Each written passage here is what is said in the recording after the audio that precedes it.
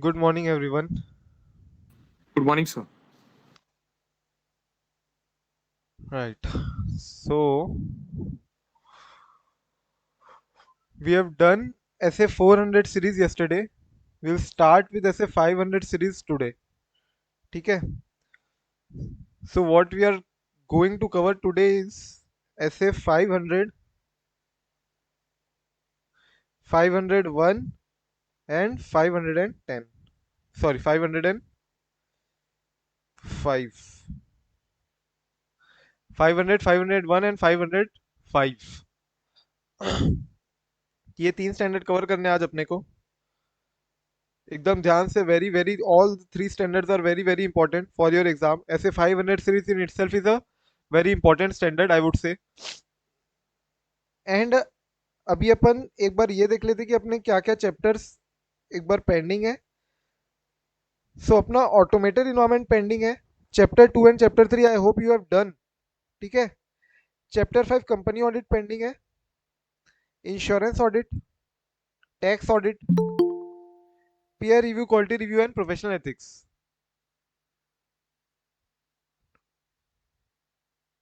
ठीक है तो अपने ये चैप्टर्स पेंडिंग है so we will be taking in between अपन अब प्रोफेशनल एथिक्स उठाएंगे प्रोफेशनल एथिक्स अपन उठाएंगे बीच में अभी एक सेकेंड सो अपन स्टैंडर्ड्स को बीच में पॉज करके आई वाज सेइंग कि we will pick up professional ethics and side by side you will be also finishing off with the other chapters so like आज मैं इंश्योरेंस ऑडिट का एक part दूंगा इसके तीन पार्ट है टोटल समझो so part one will be your homework for today similarly upon side by side बाकी चैप्टर्स निपटाते जाएंगे ठीक है so next 20 days I would say it should get over provided you stay ठीक है साथ बने रहो फटाफट से अपना कवर होते जाएगा अभी कवर करने चलो ऐसे 500 501 एंड 505 आ जाओ तुम्हारा पेज नंबर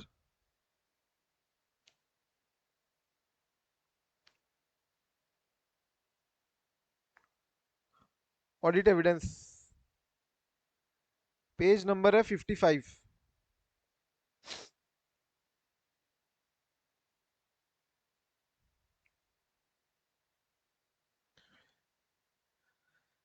ऐसे 500 ऑडिट एविडेंस पेज नंबर 55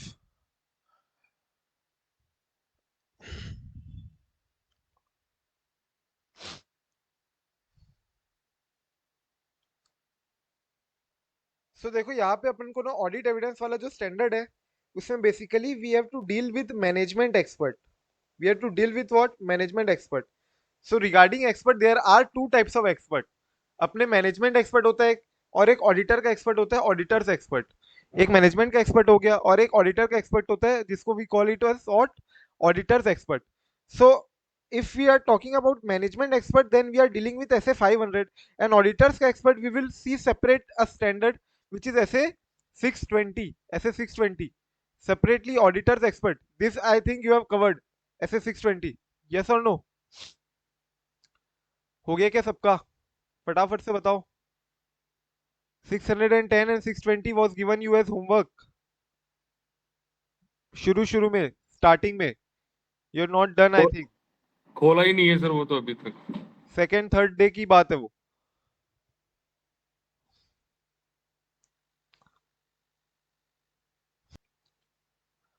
ऐसे 500 में आओ अभी तो देखो मैं बोल रहा था कि एक्सपर्ट दो टाइप के अपने एक तो मैनेजमेंट एक्सपर्ट हो गया और एक ऑडिटर्स एक्सपर्ट हो गया ऑडिटर एक्सपर्ट अपन ऐसे 620 में डील करेंगे और मैनेजमेंट एक्सपर्ट अपन यहाँ पे डील करेंगे ऐसे 500 में सो मैनेजमेंट एक्सपर्ट और ऑडिटर्स एक्सपर्ट में डिफरेंस क्या हुआ नाम से समझ में आ रहा है वो मैनेजमेंट का एक्सपर्ट है और ये ऑडिटर का एक्सपर्ट है ऑडिटर के एक्सपर्ट को किस में एक्सपर्टीज लगेगी ऑडिटर को क्या अकाउंटेंसी वर्क में एक्सपर्टीज लगेगी क्या एज एन ऑडिटर अपन चार्टर्ड अकाउंटेंट है तो जो अपने को एक्सपर्ट लगेगा वो किस फील्ड में एक्सपर्ट होगा not in accountancy rather other than accountancy correct like actuarial science अपन हायर कर सकते हैं as an auditors expert we don't have that much expertise in all the assumptions that is need to be carried out that needs to be carried out in preparation of financial statement with respect to say employee expenses जहाँ पे forecast करना पड़ता है अगले 25 सालों का क्या खर्चा आ सकता है एम्प्लॉय का, because based on that we recognise gratuity, PF, उसके पूरे जो खर्चे होते हैं, right, that is based on all the assumptions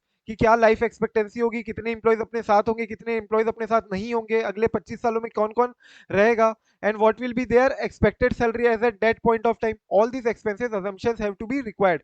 Methodologies need to be taken. Model अलग अलग होंगे, so actuarial assumptions होते हैं उसमें, and that is why we can hire actuaries, right, as an auditors expert. Similarly management expert, management भी hire कर सकती है, management भी कोई expert थोड़ी ना, but management can also hire expert in accountancy work. तो अकाउंटेंसी रिलेटेड जो एक्सपर्ट है उनको भी हायर कर सकते हैं management, and management can also hire actuarial science actuaries for their expectation क्या आएगा उनका preparation of the financial statement help करने के लिए. सो मैनेजमेंट एक्सपर्ट देखो क्या दिया हुआ है, इंडिविजुअल और organisation possessing expertise in a field other than accounting or auditing whose work in that field is used by entity to assist entity in preparing financial statement. सो मोटा माटी अगर मैं बोलूं तो किसके लिए अपन मैनेजमेंट हायर कर रही है, in preparation of financial statement, in preparation of financial statement, assisting entity in preparation of financial statement. और यहाँ पे भी बोल रहे हैं कि in field other than accounting और ऑडिटिंग, मतलब मोस्टली मैनेजमेंट के पास अकाउंटिंग ऑडिटिंग के एक्सपर्ट्स होंगे, और अकाउंटिंग से रिलेटेड जो एम्प्लॉयज है उनके management are well frequent with accounting, but they need जो अपन ने बात की जैसे कि एक्चुरियल अजम्पशन हो गए या कोई और अजम्पशन जहां रिक्वायर्ड होते हैं फाइनेंशियल स्टेटमेंट में, particularly in the case of accounting estimate balance जो होते हैं ना अपने अकाउंट एस्टिमेट जहां पे प्रोविजंस बनते हैं बेसिकली. सो वहां पे in assisting the preparation of the financial statement management can hire management experts. Management expert जब हो गया अगर, तो देखो यहाँ पे ऑडिटर की क्या रिस्पॉन्सिबिलिटी आएगी, अगर अगर अगर हम ऐसे ऑडिट एविडेंस पे रिलाई कर रहे हैं जो ऑडिट एविडेंस मैनेजमेंट एक्सपर्ट के वर्क से प्रिपेयर हुआ है. मतलब समझ रहे हो तुमने, एग्जांपल जैसे कि अगर अपन देखें एम्प्लॉय एक्सपेंस, तो एम्प्लॉय एक्सपेंस के अंदर जो पीएफ है, ग्रेच्युटी वगैरह है, उसके जो खर्चे रिकॉग्नाइज हुए हैं साल भर में, उसके जो पेमेंट हुए, उसके जो डिसबर्समेंट्स हुए, so everything which have been done for the year हम उसका जो वर्किंग है वो कौन वर्किंग बनाया, वर्किंग को कौन बनाया, मैनेजमेंट एक्सपर्ट ने. वो मैनेजमेंट एक्सपर्ट ने उस वर्किंग को बनाया है. क्या ऑडिटर की क्या रिस्पॉन्सिबिलिटी बनती है जब हम वो वर्किंग को as an audit evidence use कर रहे हैं, मतलब हमने जो मैनेजमेंट ने काम किया हुआ है उसी को हमने ऑडिट एविडेंस यूज कर रहे हैं अगर, सो हमारी क्या रिस्पॉन्सिबिलिटी बनती है, हमारी क्या रिस्पॉन्सिबिलिटी बनती है. एक बार क्वेश्चन समझ में आया क्या, ऑडिटर की क्या रिस्पॉन्सिबिलिटी बनती है when relying on the auditing evidence which is being prepared using management experts. For example मान के चलो अगर तुम्हारे पास, तुमको कोई चीज में एक्सपर्टीज नहीं है ऑडिटर, और तुम अगर कोई और एक्सपर्ट के वर्क को यूज कर रहे हो, कोई और एक्सपर्ट के वर्क को यूज कर रहे हो, तो तुम क्या क्या सोचोगे उसके पहले. एग्जाम्पल देसी एग्जाम्पल बेसिक ले लो, मान के चलो तुम अभी खाना बनाने के लिए किसी आंटी को हायर करते हो, खाना बनाने के लिए किसी आंटी को हायर करते हो because you are not expert in that, and therefore aunty आ रही है, तो आंटी में तुम क्या क्या देखोगे, सोचो एक बार, क्या तुम देखोगे नहीं कि कितनी कैपेबल है वो, खाना बनाना आता है कि नहीं आता खाना है। बनाना आता है कि नहीं, खाने की परख है कि नहीं, खाने की अंडरस्टैंडिंग है कि नहीं, जो बनाना है जो काम करना है उसकी अंडरस्टैंडिंग होनी चाहिए उनको, particularly understanding of that work सबसे पहला. दूसरा क्या वो कॉम्पिटेंट है कि नहीं, कैपेबल है कि नहीं, ऑब्जेक्टिविटी है कि नहीं उनके अंदर, बायस्ड है कि नहीं, कि उनके अंदर ऑटोमेटिकली उनको पता है कि उनके हस्बैंड को नमक कम चलता है तो इसलिए हर जगह वो नमक कम डालती है. इज शी बायस्ड और अनबायस्ड. सो बायस्ड नहीं होना चाहिए, कॉम्पिटेंट होना चाहिए, capability, competent, capability, objectivity, understanding of the work of the expert. And तीसरा, जो हम उनके काम को यूज करने वाले हैं क्या वो हमारे लिए वो रेलेवेंट है कि नहीं है, मतलब जब तुम ऑडिटर एक्सपर्ट के वर्क को तुम यूज करने वाले हो, क्या वो वर्क हमारे लिए अप्रोप्रिएट है कि नहीं, रेलेवेंट है कि नहीं एज एन ऑडिट एविडेंस, क्या वो काम आएगा भी कि नहीं आएगा, मतलब जो तुम असर्शन के लिए उस ऑडिट एविडेंस को यूज करने वाले हो वो ऑडिट एविडेंस तुम्हारे लिए अप्रोप्रिएट होगा कि नहीं होगा, रेलेवेंट होगा कि नहीं होगा, जो तुम खाना बना रहे हो, खाना खाने वाले हो, वो तुम्हारे लिए रेलेवेंट है कि नहीं है. ठीक है, तो ये तुम्हारा हो गया 3 पॉइंट, बहुत बहुत इंपॉर्टेंट है ये वाला क्वेश्चन. मैं बोलूं अगर मैनेजमेंट एक्सपर्ट से आता है तो 50 to 60% चांस है ये क्वेश्चन ही आने की. और देखो ये क्वेश्चन अगर आता है कि जब भी क्वेश्चन आता है तुमको मैनेजमेंट एक्सपर्ट से, तो तुम ये ए बी सी 3 पॉइंट तो लिखोगे ही लिखोगे, ए बी सी 3 पॉइंट तो लिखोगे ही लिखोगे. उसके बाद क्या लिखना है मैं बताता हूँ. सबसे पहले वापस से 3 पॉइंट को रिकॉल करते हैं.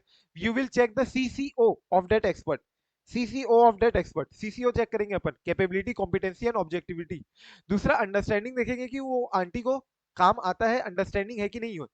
तीसरा appropriateness of that experts work as an audit evidence, क्या वो एक्सपर्ट का जो वर्क है एज ऑडिट एविडेंस हमारे लिए कितना अप्रोप्रिएट है, एज एक्सपर्ट क्या वो हमारे ऑडिटर के लिए वो कितना अप्रोप्रिएट है as an audit evidence for particular relevant assertion, जो भी असर्शन होगा तुम्हारा class of transaction, account balance या डिस्क्लोजर लेवल पे, जो भी एक पर्टिकुलर एक असर्शन को पकड़ के चलोगे तो वो ऑडिट एविडेंस कितना हमारे लिए काम आ रहा है, मतलब एज एन ऑडिट एविडेंस वो कितना अप्रोप्रिएट है, जो भी एक्सपर्ट्स का वर्क है वो ऑडिट एविडेंस बनना चाहिए हमारे लिए।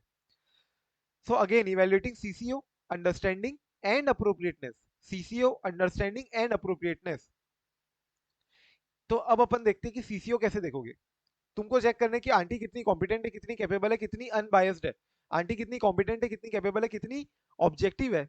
उसके लिए देखो तुम क्या क्या देखोगे, तुम इंफॉर्मेशन कहाँ कहाँ से जुगाड़ोगे, कहाँ कहाँ से सोचोगे कि कौन कौन से सोर्सेस से मैं इंफॉर्मेशन लूँ ताकि मैं इवेल्युएट कर पाऊँ कि सीसीओ है कि नहीं आंटी के अंदर। तो तुम्हारा पर्सनल एक्सपीरियंस होगा, या तो फिर पहले कभी तुमने बुलाया होगा आंटी को, पर्सनल एक्सपीरियंस, या फिर तुम कोई और आंटी के साथ डिस्कस कर सकते हो, कोई और आंटी के साथ डिस्कस कर सकते हो। मान के चलो तुम्हारी आंटी जो आती है साफ सफाई वाली, वो आंटी के साथ डिस्कस करोगे कि भैया ये जो आंटी हम इसको खाना बनाने के लिए लगा रहे हैं तुम्हारे ही इलाके में रहती है ये आंटी, कैसा लगता है तुमको, क्या रिव्यू है, क्या एक्सपीरियंस है इनका। सो डिस्कस करो विद दी एक्सपर्ट, या तो तुम्हारा पर्सनल एक्सपीरियंस है, डिस्कस करो with others who are familiar with experts work, with others, with others मतलब तुम बाजू वाले पड़ोसी के से डिस्कस कर लो, पड़ोसी से डिस्कस कर लो कि भैया तुम्हारे यहाँ आंटी आती है ना ये वाली, कैसा बनाती है। Discuss with others who are familiar, knowledge of experts, qualification, क्या क्वालिफिकेशन है उनकी, मेंबरशिप ऑफ प्रोफेशनल बॉडी या industry association, license to practice और other form of external recognition. मान के चलो अगर आज अपन किसी एक्सपर्ट को हायर करते for preparation of financial statement and particularly वो सारे अजम्पशंस वगैरह चेक करने के लिए, तो तुम एक्चुअल साइंस को अगर हायर कर रहे हो तो तुम देखोगे कि क्या वो क्वालिफाइड है कि नहीं। एक्चुअल साइंस के बहुत सारे लेवल्स होते हैं तुमको अगर पता होगा तो। So even if you are able to clear 60-70% of few levels, then you are deem to be, मतलब तुम बहुत ऊपर लेवल में हो। Not everyone can clear all the levels of actual science. So experts की क्वालिफिकेशन क्या है, क्या वो मेंबर है कि प्रोफेशनल बॉडी का, इंडस्ट्री एसोसिएशन कौन सी है, क्या उसके पास लाइसेंस है प्रैक्टिस करने का, और एक्सटर्नल रिकॉग्निशन और कौन कौन से फॉर्म के एक्सटर्नल रिकॉग्निशन है। सो ये सारी बातें तुमको देखनी है। इसके अलावा पब्लिश पेपर्स और books written by that expert, ये देखोगे क्या आंटी ने कोई बुक लिखी हुई है, मेरा खाना मेरा स्वादिष्ट, मेरा स्वादिष्ट खाना, ऐसी कोई बुक लिखी हुई है आंटी ने अगर मान लो, तो publish paper books written by that expert. और इसके अलावा ऑडिटर्स एक्सपर्ट, ऑडिटर्स एक्सपर्ट मतलब हमारा कोई और दूसरा एक्सपर्ट होगा, जो हमारा ऑडिटर्स एक्सपर्ट है ना 620, उससे पता कर सकते हो तुम मैनेजमेंट एक्सपर्ट के बारे में, क्योंकि एक्सपर्ट एक्सपर्ट भाई भाई हो सकते हैं, तो भाई भाई से तुम पूछ सकते हो कि तुम्हारा दूसरा भाई के बारे में। सो रिगार्डिंग सीसीओ क्या क्या करेंगे, या तो हमारा पर्सनल एक्सपीरियंस होगा, राइट, पर्सनल एक्सपीरियंस के अलावा हम डिस्कस कर सकते हैं विद डेट एक्सपर्ट, मतलब जो आंटी उसी से डिस्कस कर लो, या फिर कोई अदर दूसरे से डिस्कस कर लो, पड़ोसी से डिस्कस कर लो, ऑडिटर्स एक्सपर्ट से डिस्कस कर लो, पब्लिश किसी पेपर्स में या बुक्स में वो आई है क्या already, knowledge of the experts qualification, professional body, expertise, industry association, license to practice और other forms of external recognition. So यहाँ से तुम इंफॉर्मेशन ले सकते हो रिगार्डिंग सीसीओ। तो तुमको अगर अलग से क्वेश्चन आता है, अलग से क्वेश्चन आता है सीसीओ के ऊपर अगर सिर्फ, सो तुमको ये आंसर लिखना है। तो देखो मैंने पर्टिकुलरली हैश मार्क 1 मतलब एक एक मार्क करते गया, हैश 1 मतलब ये सीसीओ के रिगार्डिंग है, तुम सीसीओ कैसे इवेल्युएट करोगे। सिमिलरली अब आता है तुम अंडरस्टैंडिंग कैसे लोगे वर्क की, तो मैंने यहाँ पे दिया है star hash, hash star, hash star, hash star. तो hash star, hash star, hash star तुम्हारा आता है इसके बाद लास्ट में आते हैं, ठीक है। तो ये अपन देखेंगे लास्ट में। अभी तुम आ जाओ इसके तीसरे पॉइंट में, विच इज व्हाट, अप्रोप्रिएटनेस देखना है अपन को, कि भैया जो एक्सपर्ट का वर्क है वो हमारे लिए कितना अप्रोप्रिएट है, एक्सपर्ट का जो वर्क है वो हमारे लिए एज एन ऑडिट एविडेंस कितना अप्रोप्रिएट होगा for any particular relevant assertion. तो ये देखने के लिए अब तुम मुझे बताओ अप्रोप्रिएट है कि नहीं है, वो आंटी तुम्हारे लिए अप्रोप्रिएट है कि नहीं, ये इसके लिए तुम क्या क्या देखोगे, अप्रोप्रिएट है कि नहीं, इसके लिए तुम क्या क्या देखोगे। तो तुम देखोगे सबसे पहले तो एक्सपर्ट्स क्या कंक्लूड करता है, उसका फाइंडिंग्स क्या क्या है, राइट, फाइंडिंग्स एंड कंक्लूजन उसकी अप्रोप्रिएट होनी चाहिए, जो भी वो पता करते हैं। एग्जाम्पल ले लो, एक्सपर्ट का कंक्लूजन आ रहा है कि हमको इतना एक्सपेंस रिकॉग्नाइज करना है, finally they have got the findings कि हमको ये अजम्पशंस लेने हैं, ये फाइंडिंग्स लेनी है, ये कंक्लूड किया उन्होंने अगर, तो वो कंक्लूजन जो है वो हमारे लिए अप्रोप्रिएट होना चाहिए एज एन ऑडिट एविडेंस। पहला point findings and conclusion. Secondly assumptions and method, वो कई सारे अजम्पशंस लेंगे, वो कई मेथडोलॉजी यूज करेंगे, अलग अलग मॉडल यूज करेंगे। जैसे तुम कोई चीज फोरकास्ट करते हो उसको प्रेजेंट वैल्यू में लेके आते हो, तुमने इंडेक्स 19 सॉल्व किया होगा अगर, तो इंडिया 19 में क्वेश्चन होते हैं ना इंप्लॉई एक्सपेंस के लिए, इंप्लॉई एक्सपेंस जहाँ पे तुम एक्सपेंस रिकॉग्नाइज करते हो कि आज की सैलरी है मान लो 100, फिर अगले साल 105, फिर 110.5, फिर 115.6, ऐसे इन्फ्लेशन के रूप में तुमको इन्फ्लेशन रेट दिया हुआ है और उसके रूप में तुम एक्सपेंस को रिकॉग्नाइज करते चाहते हो कि अगले साल ये सैलरी इसकी इतनी होगी, फिर इसकी इतनी होगी, फिर इसकी इतनी होगी, ये एवरेज सैलरी हो गई। फिर तुम नंबर ऑफ एम्प्लॉय से इंटू करते हो, नंबर ऑफ एम्प्लॉय से इंटू करते हो, तुम्हारी आती है टोटल सैलरी हर साल की, और तुम हर साल में तुम्हारा employee expense as a percentage निकालते जाते हो। तुम्हारा हर साल का एक्सपेंस आता है इतना इतना इतना, और वो पूरे एक्सपेंस को तुम क्या करते हो, डिस्काउंट करते हो, पूरे एक्सपेंस को डिस्काउंट करते हो। तुम आज का एक्सपेंस तुमको कितना रिकॉग्नाइज करना है, सो दैट तुम उस पे इंटरेस्ट चार्ज करते जाओगे तो वो एक्सपेंस और बढ़ते जाएगा। सो तुम्हारा अजम्पशन हो सकता है, अलग अलग मेथडोलॉजी यूज हो सकती है, अलग अलग मॉडल यूज हो सकता है। ठीक है, तो अजम्पशन और मेथड जो तुम्हारा यूज कर रहा है एक्सपर्ट, वो तुम्हारे लिए कितना रीजनेबल है, कितना अप्रोप्रिएट है, रेलेवेंट, कितना रेलेवेंट है और कितना रीजनेबल है। तो अपन दो चीज देखे, रेलेवेंट एंड रीजनेबलनेस अपन दो चीज की देखे, रेलेवेंट एंड रीजनेबलनेस अपन दो चीज की देखी, एक तो फाइंडिंग्स एंड कंक्लूजन की, और एक तुम्हारे अजम्पशंस और मेथडोलॉजी की, एक तुम्हारे अजम्पशंस और मेथडोलॉजी की। लास्टली सोर्स डेटा, जहां से तुम डेटा को यूज कर रहे हो, मतलब जो तुम्हारा ये सोर्स आ रहा है ना कि एवरेज सैलरी कहां से आ रही है, इन्फ्लेशन रेट कहां से ले रहे हो तुम, ये मॉडल में जो जो इनपुट रिक्वायर्ड है, सोर्स जो जो रिक्वायर्ड है, वो कहां से आ रहा है, ये सारा डेटा, वो डेटा, वो सोर्स की तुम relevance, reasonableness and completeness, accuracy again again verify करोगे।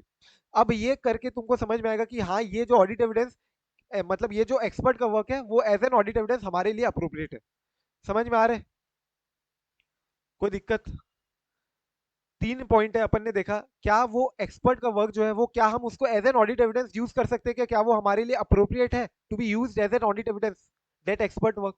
सो उसके लिए अपन ने क्या देखा कि भैया फाइंडिंग्स और जो कंक्लूजन निकालता है एक्सपर्ट, वो रेलेवेंट और रीजनेबल होनी चाहिए हमारे लिए, प्लस वो जो भी असम्पशंस लेता है, मेथडोलॉजी यूज करता है, वो हमारे लिए रेलेवेंट और रीजनेबल होना चाहिए। और तीसरा, वो जो सोर्स डेटा जहां से डेटा यूज लेता है, वो कंप्लीट होना चाहिए डेटा, एंड एक्यूरेट होना चाहिए, कंप्लीट एंड एक्यूरेट। ये दो पॉइंट देख लिया अपन ने regarding A and C, regarding A and C. अब एक बार मैं क्विकली एक चीज बता रहा हूं, ध्यान से सुनना। अगर तुमको क्वेश्चन आता है रिगार्डिंग मैनेजमेंट एक्सपर्ट, क्वेश्चन आता है रिगार्डिंग मैनेजमेंट एक्सपर्ट, तो तुमको ए बी और सी लिखना है। ठीक है, ए बी और सी लिखना है, और इसके बाद ये वाला पॉइंट लिखना है सी का, सी को इलेबोरेट करना है, सी को जो अपन ने इलेबोरेट किया ना कि तुम अप्रोप्रिएट है कि नहीं, वो एक्सपर्ट का work to be used as an audit evidence, whether is it appropriate और नॉट, उसको जो हमने इलेबोरेट किया तीन पॉइंट, ये तीन पॉइंट लिखने तुमको। ये सजेस्टेड आंसर में हर बार रहता है। क्या क्या बोला मैंने वापस से, A B C, point A, point B, point C, plus point C का elaboration, 3 points of point C, ये लिखना है तुमको। समझ में आ रहा है क्या, कोई डाउट? इंफॉर्मेशन तुम सीसीओ के बारे में इंफॉर्मेशन कौन से सोर्सेस से लोगे, वो जब पूछेगा तब देना आंसर। अगर तुमको पूछ रहे कि सीसीओ के बारे में तुम कौन से सोर्स से इंफॉर्मेशन लोगे, तभी आंसर देना।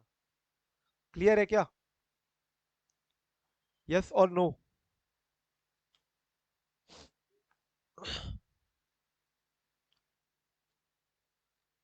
Yes everyone? प्रेरणा, प्रशंसा, प्रतीक, क्वेश्चन देखो एक बार अब फटाफट। कल जो मैंने क्वेश्चन दिया था, वो क्वेश्चन देख के आए थे, क्वेश्चन करके आए हो कि नहीं आए हो?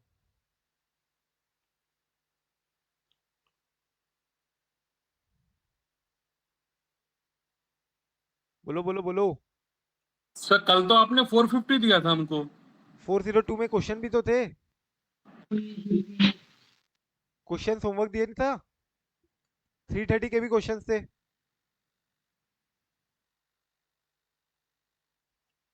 होमवर्क कर ही नहीं रहे हो, जितना यहाँ पे हो रहा है बस उतना करोगे तो कैसे होगा? अपने पास लिमिटेड टाइम है, उस टाइम पे मैं ज्यादा टाइम पास नहीं कर सकता हूँ क्लास में। Time pass in the sense, not I am talking about question answer.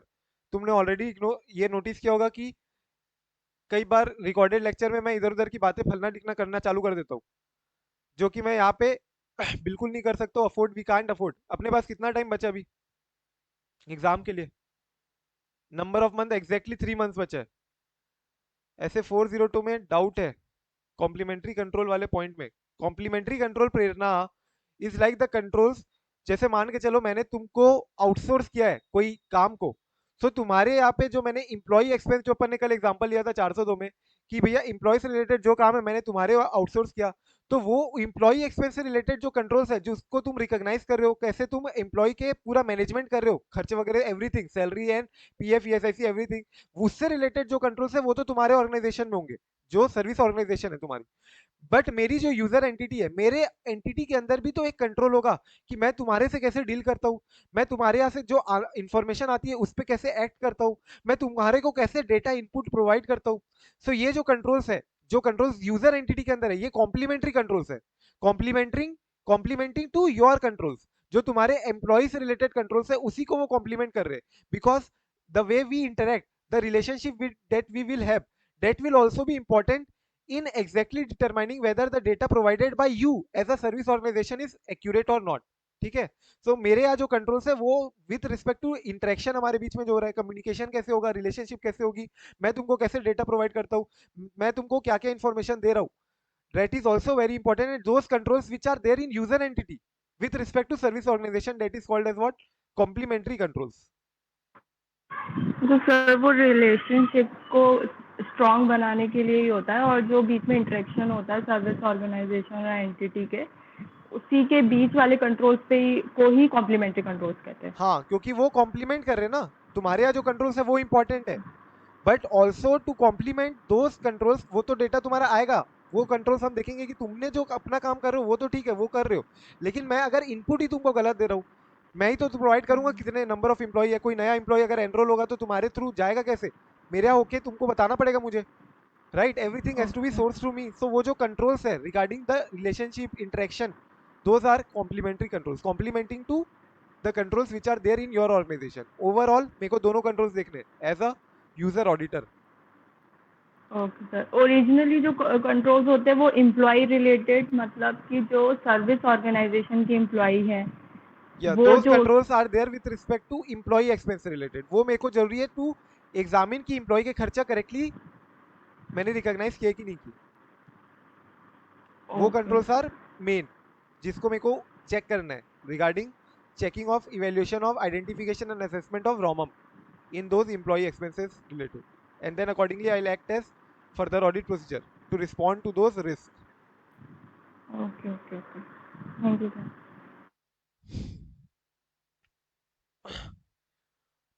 I was saying कि भैया होमवर्क कर रहे हो कि नहीं कर रहे हो, क्योंकि जितना यहाँ पे हो रहा है उतने अगर अपन संतुष्ट हो जाएंगे 1.5 आवर्स में तो काफी मुश्किल है, ठीक है, टाइम नहीं मिल रहा है, टाइम लेना पड़ेगा। क्या बोल रहे हो पूजा? सर कल 450 किया, तो उसमें जो आपने फ्लो बताया, जो पॉइंट्स है, evaluating the effect of uncorrected miss statement, okay, तो पहले अपन मैनेजमेंट को बताएंगे, उन्होंने अनकरेक्ट किया तो अपन ये पॉइंट्स लिखेंगे ना, 1 2 3, यस, अगर पहले या अपन आइडेंटिफाई करेंगे कि भैया मिसस्टेटमेंट जो है वो मटेरियल है कि नहीं है, फिर मिसस्टेटमेंट तुम करेक्ट हाँ, करने बोलोगे, अगर अनकरेक्टेड है तो फिर वो सारे फिर अपन पॉइंट्स बोलते जाएंगे। मैंने पहला पॉइंट जो बताया था, फर्स्ट पॉइंट,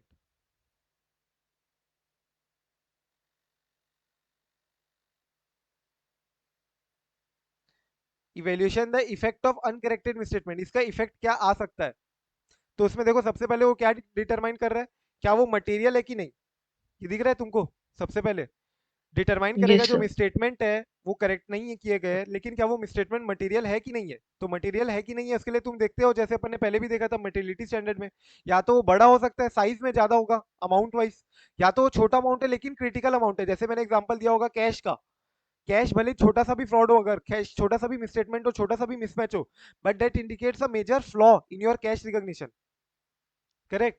सो साइज देखोगे या तो नेचर देखोगे, और उसका क्या इफेक्ट आ रहा है, अगर इफेक्ट बहुत ज्यादा आ रहा है तो तुम्हारा हो सकता है वो मटेरियल हो, तो मटेरियलिटी डिटरमाइन करने के बाद तुम उसका इफेक्ट देखोगे कि तुम्हारा फाइनेंशियल स्टेटमेंट पे इफेक्ट क्या आ रहा है, फिर सेकेंडली फिर उसके बाद तुम उसको बोलोगे कि मैनेजमेंट को कम्युनिकेट करने की, मैनेजमेंट करेक्ट करेगी, फिर टीसीडब्ल्यूजी को कम्युनिकेट करेंगे कि अनकरेक्टेड स्टेटमेंट जो कि करेक्ट नहीं किए गए हैं बाय द मैनेजमेंट, वो फिर तुम उसको बोलोगे टीसीडब्ल्यूजी को कि भैया या तो हम अपना ओपिनियन चेंज कर देंगे, या तो मैनेजमेंट को बोलो करेक्ट कर दे, और auditor communication shall identify material uncorrected misstatements individually and request that please please uncorrected misstatement को करेक्ट करवाओ, नहीं तो इसका इफेक्ट बता दोगे टीसीडब्ल्यूजी को।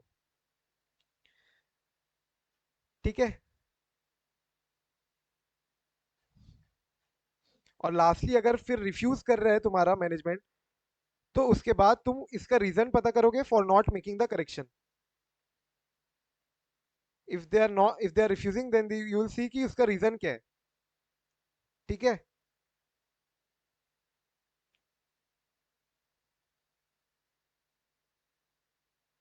ये फ्लो तुमको मिलेगा, जनरली ये वाला फ्लो तुमको मिलेगा इन आंसर। सो मैंने वो सजेस्टेड आंसर के अकॉर्डिंग जो फ्लो है आंसर का, उसके लिए मैंने फिर ऐसे 1.123 किया हुआ है, हालांकि फ्लो दूसरा चल रहा है। ठीक है। तो तुमको ये जो पॉइंट वाइज मैंने बाइफरकेट किया हुआ है, ये आंसर के लिए तुमको ऐसे ही याद करो आंसर लिखते time. First you will determine कि मटेरियल है कि नहीं जो मिसस्टेटमेंट अनकरेक्टेड है। ठीक है। अनकरेक्टेड है, अनकरेक्टेड इन द सेंस तुमको पहले तो मैनेजमेंट को बोलना चाहिए था मिसस्टेटमेंट करेक्ट करने के लिए, बट अपना आंसर वाइज कैसे बोलेंगे कि अनकरेक्टेड जो मिसस्टेटमेंट है वो मटेरियल है कि नहीं, उसको डिटरमाइन करोगे। कैसे डिटरमाइन करोगे? साइज एंड नेचर, राइट, कि साइज में अगर अलग है क्या, एंड इफेक्ट क्या आ रहा है उसका ऑन प्रायर पीरियड। फिर उसके बाद मैनेजमेंट को कम्युनिकेट करना, मैनेजमेंट वाला पॉइंट टीसीडब्ल्यूजी को कम्युनिकेट करोगे कि अनकरेक्टेड मिसस्टेटमेंट करेक्ट करवाओ। मटेरियल अगर है इंडिविजुअली तो रिक्वेस्ट करोगे कि किसको करेक्ट करवाओ, एंड देन मैनेजमेंट अगर रिफ्यूज कर रही है तो उसका रीजन पता करोगे। ठीक है। In case of sub-service organization, the auditor will collect evidence from SSO, not from SO. Yes. Evidence in the sense अपन वो जो टाइप 1 टाइप 2 रिपोर्ट ले रहे हैं ना, वो तो एसओ ही देगा अपन को। जो सर्विस ऑर्गेनाइजेशन है वो टाइप 1 टाइप 2 रिपोर्ट तो सर्विस ऑर्गेनाइजेशन ही देगा। And that type 1 type 2 report can also include controls जो एसएसओ में है। कंट्रोल्स जो एसएसओ में है, अगर वो इंक्लूड कर रहे हैं तो अपन उसको बोलेंगे इंक्लूसिव मेथड, अगर इंक्लूड नहीं कर रहे हैं तो विल बोलेंगे अपन उसको कार्व आउट मेथड। लेकिन इसके बाद अगर वो कार्व आउट मेथड अप्लाई हो रहा है, मतलब अगर इंक्लूड नहीं है एसओ के टाइप 1 टाइप 2 रिपोर्ट में, जो एसओ अपन को टाइप 1 टाइप 2 रिपोर्ट दे रहा है उसमें इंक्लूड नहीं है, तो अपन 402 को एज इज अप्लाई कर सकते हैं वहां जाके एसएसओ में। तो तुम फिर एसएसओ में जाके टाइप 1 टाइप 2 रिपोर्ट मंगो, या तो फिर उनको कांटेक्ट करो, या तो विजिट करो, या फिर अदर ऑडिटर को भेजो ये प्रोसीजर परफॉर्म करने। क्लियर है क्या राघव? पूजा? Yes sir.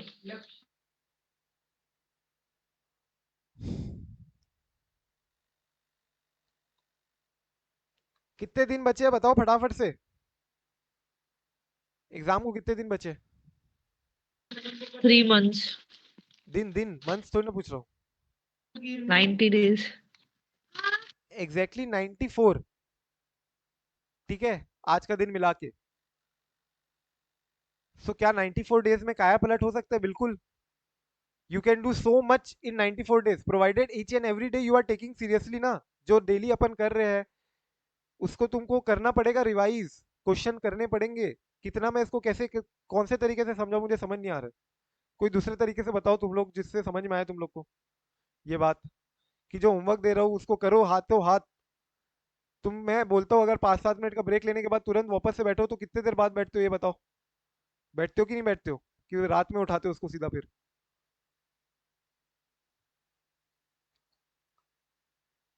बोलो,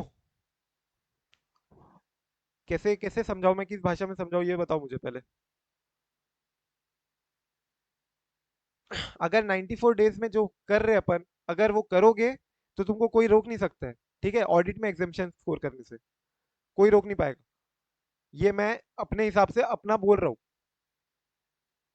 तुमको अगर करना होगा, लेकिन करोगे ही नहीं, तुम रिवाइज ही नहीं करोगे, तुम छोड़ दोगे, जितना क्लास में होगा होगा, बीच में रिवाइज कराएंगे सर, तो वैसे नहीं होने वाला है। रिवाइज करोगे तब तो जाके वो लैंग्वेज पे फोकस आएगा। टेस्ट में आई कैन सी अनुभव का बस था एक जो टेस्ट में लैंग्वेज पे था उसका, बाकी टेस्ट में hardly I can see the language part clearly अच्छे से जिसका आए। तो पॉइंट्स को पहले जो अपन ने कल डिस्कस किए सारे पॉइंट्स, वो सारे पॉइंट्स पे कैसे आओगे, ग्रिप कैसे आएगी? वो सारे पॉइंट्स पे ग्रिप तभी आएगी ना जब बार बार रिवाइज करोगे। ऑलरेडी आई तो स्टैंडर्ड को रिवीजन लगेगा कम से कम 5-6 बार। 5-6 बार रिवाइज कैसे कर पाओगे? एक तो अभी, एक तो तुरंत क्लास के बाद वापस रिवाइज, उसके बाद बार बार बीच में उठाना है, उठाओगे तभी होगा। जादू नहीं है ये, जादू नहीं हो पाएगा। कैसे समझाऊं मैं?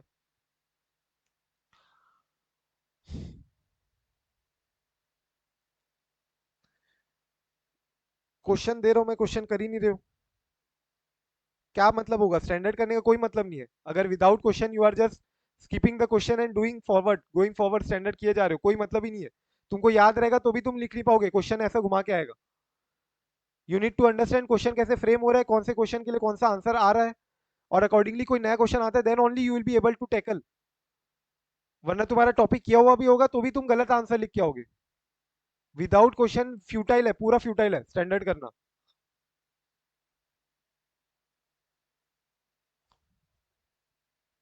देखो क्वेश्चन, देखो यहाँ पे मे 18 न्यू सिलेबस, क्या क्वेश्चन पूछ रहा है? Analyse relevant factors to decide as to whether or not to accept the findings from the work of management expert in valuation of inventory। Question देखो, ये नीडल है, उसको अपॉइंट किया गया है एज एन ऑडिटर, ठीक है। CA needle in the course of the audit it had been observed that inventory including WIP जो है ना, उसको वैल्यू किया by the management by using expert, management expert ने वैल्यू किया हुआ है, hired by them, management expert का काम है ये। सो वो पूछ रहा है क्वेश्चन में, तुमको एनालाइज करना है, तुमको relevant factors to decide as to whether और not to accept the findings from the work of management expert in valuation of inventory. मतलब क्या हम जो मैनेजमेंट के एक्सपर्ट का काम है उसको एक्सेप्ट करे कि नहीं करे एज एन ऑडिट एविडेंस। जो मैनेजमेंट एक्सपर्ट का काम है उसको एज एन ऑडिट एविडेंस, क्या हमारे वो काम आएगा, क्या क्या हमारे लिए वो रेलेवेंट है, क्या क्या हम उसको एक्सेप्ट करें या नहीं करें।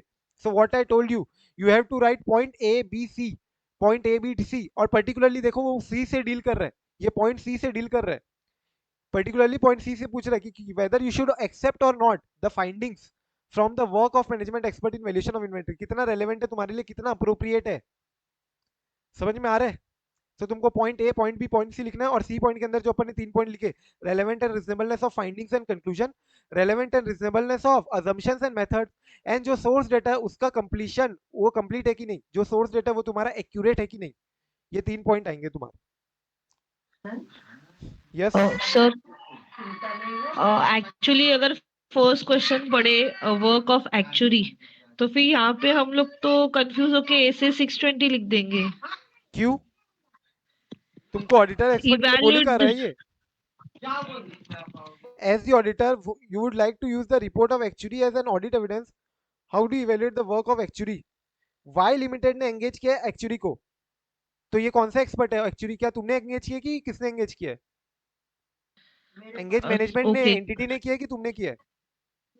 मैनेजमेंट ने, तो एक्सपर्ट कौन सा हुआ? Management expert. तो स्टैंडर्ड कौन सा लगेगा? ए से 5। ठीक है,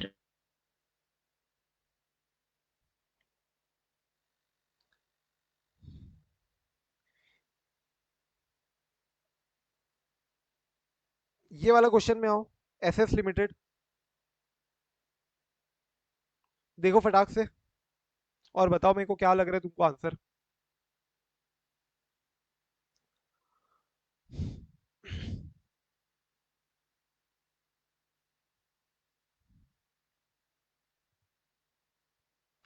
auditor notice that retirement age जो है वो अडॉप्टेड जो किया है एंटिटी ने वो 65 इयर्स है as against the existing retirement age of 60 year. तो अभी पॉलिसी के अकॉर्डिंग रिटायरमेंट एज कितना लेना चाहिए था? 60, बट उन्होंने 65 लिया हुआ है।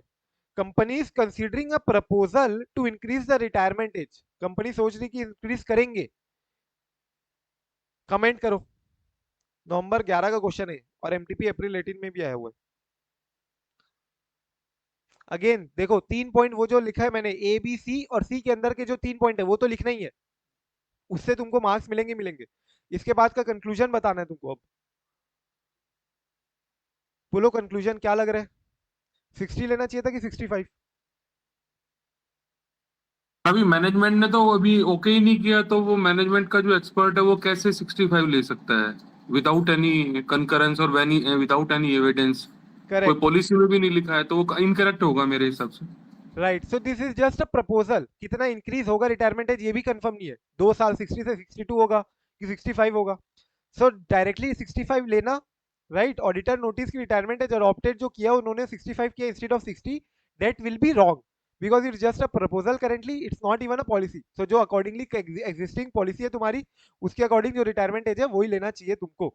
एंड देयरफॉर जो अजम्पशन लिया है, जो मेथोडोलॉजी यूज की है, याद है अप्रोप्रिएटनेस के अंदर जो 3 पॉइंट थे उसके अंदर जो पॉइंट था सेकंड वाला अजम्पशन एंड मेथोडोलॉजी, तो वो जो अजम्पशन है वो गलत लग रहा है। ठीक है, तो हो सकता है ये हमारे लिए जो एक्सपर्ट का वर्क है वो as an audit evidence appropriate ना हो। Correct? Sir, but we cannot, क्या बोले? sir, but we cannot say with that is wrong बोल के. We can not say that So is wrong. we have to check the source of data as well, right? तो यही source तो बता दिया ना क्वेश्चन में तुमको, सोर्स बता दिया कि सोर्स भैया बताना पॉलिसी है 60 है 65। और प्रपोजल है कि रिटायरमेंट एज इंक्रीज होगा, Okay.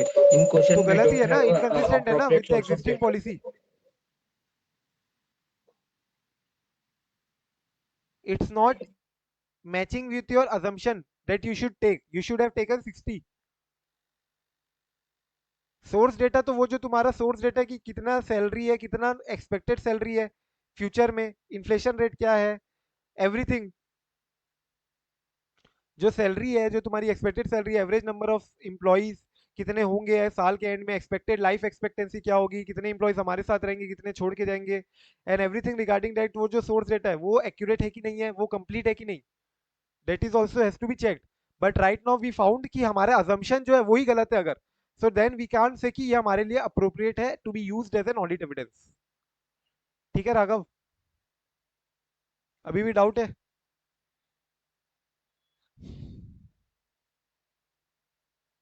तो देखो अपन ने पहला पार्ट किया है, इंपॉर्टेंट है ये पहला पार्ट जो ऐसे 500 का किया, ये आधा पार्ट है समझो ऐसे 500 का। ठीक है, रिगार्डिंग मैनेजमेंट एक्सपर्ट के अंदर अपन ने देखा, समराइज करो वापस से कि भैया सबसे पहले तो अपन को अंडरस्टैंड करना है कि हमारी क्या रिस्पॉन्सिबिलिटी आती है जब हम as an audit evidence rely कर रहे हैं मैनेजमेंट एक्सपर्ट के वर्क के ऊपर जो उसने बनाया हुआ है।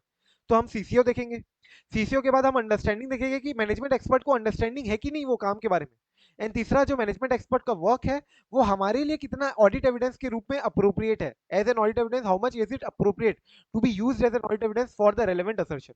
अप्रोप्रिएट के अंदर अपन ने 3 पॉइंट देखा, source of the data, whether is it accurate and complete, relevant and reasonableness of findings and conclusion, relevant and reasonableness of assumptions and methods used। इसके बाद अपन ने एक और पॉइंट देखा था कि सीसीओ के बारे में इंफॉर्मेशन कैसे लोगे, तो तुम्हारा पर्सनल एक्सपीरियंस हो सकता है, डिस्कस कर सकते हो डायरेक्टली आंटी के साथ, डिस्कस कर सकते हो पड़ोसी के साथ, नॉलेज क्या है एक्सपर्ट के, उसने कौन सी किताबें लिखी है, क्या उसको न्यूज़पेपर में आया क्या, वो कभी क्या कोई आर्टिकल में पब्लिश हुआ है, और ऑडिटर एक्सपर्ट से भी पूछ सकते हो कई बार, राइट। सो ये सारे पॉइंट अपन ने अभी तक देखे हैं। इसके बाद अब लास्ट आ जाओ सेकंड पॉइंट का जो इलेबोरेशन था कि तुम अंडरस्टैंडिंग जब लोगे, अंडरस्टैंडिंग जो मैनेजमेंट एक्सपर्ट है उसको कितनी अंडरस्टैंडिंग है रिगार्डिंग द वर्क, ये तुमको पता करने के लिए तुम कैसे पता करोगे, तुमको पता करना है तो तुम कैसे पता करोगे। सो अपन देखेंगे, सबसे पहला पॉइंट है कि whether that experts field has area of speciality within it that are relevant to the audit. मतलब जो एक्सपर्ट की जो फील्ड है, तो ये जो एक्चुरियल फील्ड है, एक्चुरियल साइंस,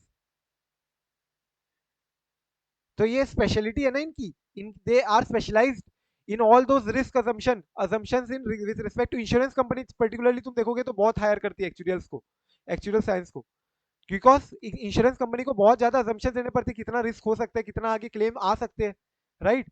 सो उनकी स्पेशलिटी है क्या, ये देखोगे, expert field has area of speciality within it. Then whether any professional और अदर स्टैंडर्ड्स और रेगुलेटरी और लीगल रिक्वायरमेंट्स अप्लाई, तो इनके अलग से स्टैंडर्ड हो सकते हैं, तुमको पता होगा तो institute of actuarial science of India, जैसे अपनी आईसीआई एक बॉडी है, करेक्ट, अपना एक प्रोफेशनल है, अपन प्रोफेशनल्स है, क्यों we are why we are called as professional body, why we are called as professionals, because professionals generally have a body who regulate them, who govern them, right, like ICI in case of chartered accountant, ICSI in case of company secretary, ICWI in case of cost accountants। Similarly actuarial science की governing body, regulatory body IASI जो standards बनाती है, legal requirements उनको भी apply होते हैं। सो ये भी तुमको देखना पड़ेगा कि उनकी कोई रेगुलेटरी बॉडी, प्रोफेशनल बॉडी है एंड कोई स्टैंडर्ड है, लीगल रिक्वायरमेंट कौन कौन से अप्लाई होता है उनको, बिकॉज अगर नहीं होता है तो then we can't rely much and we can't say कि उनको प्रॉपर अंडरस्टैंडिंग है कि नहीं है, करेक्ट। एंड देन उसने कौन कौन से अजम्पशन एंड मेथड यूज किए bye the management expert and क्या जनरली एक्सेप्टेड है कि नहीं वो assumptions and methods. And lastly external data और इन्फॉर्मेशन जो ऑडिटर एक्सपर्ट यूज कर रहे हैं उसका क्या नेचर है, नेचर जो डेटा यूज किया जा रहा है, नेचर ऑफ डेटा। सो ये 4 पॉइंट तुमको देखना है एज सच, एक बार रीड करके थोड़ा सा दिमाग में रखना है इसको, but I won't say that important it is not that important. I already told, ये जितने क्वेश्चन आए अभी तक, जितने आरटीपी एनपी में भी है, ये तुमको बता दिया मैंने क्या करना है। ए बी सी और सी के अंदर जो अपने 3 पॉइंट याद किए अपन ने, ये बहुत बहुत इंपॉर्टेंट है। अब इसके बाद नेक्स्ट इंपॉर्टेंट क्वेश्चन में आ जाओ फटाक से। Matters affecting nature, timing and extent of audit procedure in case of information produced using the work of management expert. Question क्या बोल रहे हैं एक बार फटाक से मेरे को बताओ कोई तो, क्या क्वेश्चन बोल रहे हैं? क्वेश्चन की लाइन तुमको समझ में आ गई क्या? बोलो जल्दी से, पढ़ के एक बार समझाओ मेरे को। मैनेजमेंट का एक्सपेक्ट का वर्क यूज करके is it effect to our audit procedure. Audit procedure का नेचर, टाइमिंग, एक्सटेंट, मतलब तुम्हारा ऑडिट प्रोसीजर कितना ज्यादा करना पड़ेगा, कितना कम करना पड़ेगा, ये अफेक्ट, क्या क्या मैटर्स तुम्हारे अफेक्ट करेंगे तुम्हारे ऑडिट प्रोसीजर को। मतलब जब तुम मैनेजमेंट एक्सपर्ट के वर्क को यूज कर रहे हो, उसको एज अ इंफॉर्मेशन यूज कर रहे हो, सो वो इस कारण से कौन कौन से मैटर है जो तुम्हारे ऑडिट प्रोसीजर के नेचर, टाइमिंग और एक्सटेंट को अफेक्ट करेंगे। मतलब तुम्हारा ऑडिट प्रोसीजर हो सकता है तुमको ज्यादा करना पड़े, कम करना पड़े, टाइमिंग हो सकती है अलग हो जाए, नेचर हो सकता है कुछ अलग हो जाए। Why because you are using the information which is produced using the work of management expert. So management expert के वर्क का जो इन्फॉर्मेशन है उसको तुम यूज कर रहे हो अगर, तो तुम्हारा ऑडिट प्रोसीजर कितना कम होगा, कितना ज्यादा होगा। सो कौन से मैटर अफेक्ट करेंगे, तो तुमको देखना पड़ेगा कि भैया नॉलेज कितना है, नॉलेज, नॉलेज काय का नॉलेज, ऑडिटर को कितना नॉलेज है एंड एक्सपीरियंस है of the management expert field. तुम मुझे बताओ, अगर तुमको ज्यादा नॉलेज है वही सेम फील्ड के अंदर, अगर वही सेम फील्ड के अंदर तुमको ज्यादा नॉलेज है, तो तुम्हारा nature, timing and extent of audit procedure कम हो जाएगा। Yes, because you already know in and out, so you will be able to quickly grasp through whatever information which we are using of the management expert। लेकिन तुमको ज्यादा knowledge है नहीं, तो तुमको डिटेल में चेकिंग करनी पड़ेगी ना कि भैया मैनेजमेंट एक्सपर्ट ने ये काम किया है, तो उसको अगर अपन एज ए इन्फॉर्मेशन यूज कर रहे हैं, तो हमारा एक्सटेंट ऑफ ऑडिट प्रोसीजर बढ़ जाएगा। सिमिलरली पास्ट एक्सपीरियंस जो है ऑडिटर का विद डेट एक्सपर्ट क्या है, ज्यादा है क्या? अगर तुमको ऑलरेडी एक्सपीरियंस है तो तुम्हारा हो सकता है एक्सटेंड कम हो जाए, अगर एक्सपीरियंस नहीं है तो तुमको एक्सटेंड ज्यादा ऑडिट प्रोसीजर हो सकता है इस बार परफॉर्म करना पड़े, ताकि नेक्स्ट टाइम तुमको एक्सटेंड कम करना की पॉसिबिलिटी हो। थर्ड, कॉम्प्लेक्स कितना है मैटर, अगर वो बहुत ज्यादा कॉम्प्लेक्स मैटर है तो तुम्हारा extent, nature, timing of audit procedure बढ़ेगा कि नहीं बढ़ेगा? Even though you are using the information produced by management expert, तो भी तुम्हारा क्या एक्सटेंट ऑफ ऑडिट प्रोसीजर बढ़ेगा कि नहीं बढ़ेगा? बोलो भाई, यस और नो? अरे समझ में आ रहा है कि नहीं आ रहा है मैं क्या बोल रहा हूँ? तो वापस थोड़ा बता दो। भैया अगर मैं, देखो क्या हो रहा है यहाँ पे, मैं इंफॉर्मेशन जो मैनेजमेंट एक्सपर्ट का जो वर्क है उसको एज एन इंफॉर्मेशन यूज कर रहा हूँ, ठीक है? तो क्वेश्चन बोलता है कि ये जो जितने मैटर्स है ना, ये सारे, ये मैटर्स तुम्हारे एनटीई ऑफ ऑडिट प्रोसीजर को अफेक्ट करेंगे, nature, timing and extent of audit procedure. मतलब मान के चलो अगर तुम इस इंफॉर्मेशन को यूज कर रहे हो, लेकिन वो मैटर ही कॉम्प्लेक्स है, मतलब मैटर बहुत ज्यादा कॉम्प्लेक्स है, इंप्लॉई एक्सपेंस में कितना एवरेज सैलरी होगी, एक्सपेक्टेशन क्या होगा, इन्फ्लेशन क्या होगा, ये बहुत ज्यादा कॉम्प्लेक्स है। तो ऑब्वियसली तुम्हारा जो ऑडिट प्रोसीजर है, मेरा ऑडिटर का जो ऑडिट प्रोसीजर है, जब मैं चेकिंग करूंगा मैनेजमेंट एक्सपर्ट के वर्क को एज एन ऑडिट एविडेंस जब मैं यूज कर रहा हूँ, और मेरी जो खुद की ऑडिट प्रोसीजर है एज एन ऑडिटर, तो वो मेरे को बढ़ानी पड़ेगी, because the matter itself is complex.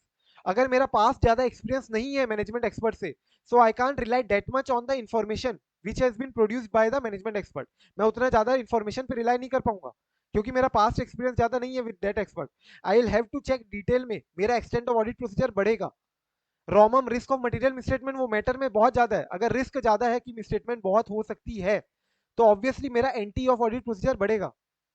Alternative source of audit evidence available है ही नहीं, मेरे को वो इन्फॉर्मेशन पे ही रिलाई करना पड़ेगा अगर, तो ऑब्वियसली मेरे को वो इन्फॉर्मेशन पे डिग इन करना पड़ेगा, ज्यादा ऑडिट प्रोसीजर परफॉर्म करनी पड़ेगी अगर अवेलेबल ऑल्टरनेटिव ऑडिट एविडेंस नहीं है तो।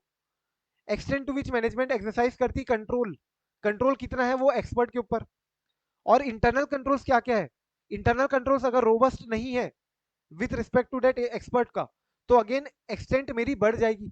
अगर इंटरनल कंट्रोल्स ही रोबस्ट है over the management expert work, तो मेरा इंटरनल कंट्रोल्स अगर रोबस्ट है, तो ऑब्वियसली मेरी एक्सटेंट ऑफ ऑडिट प्रोसीजर कम हो जाएगी।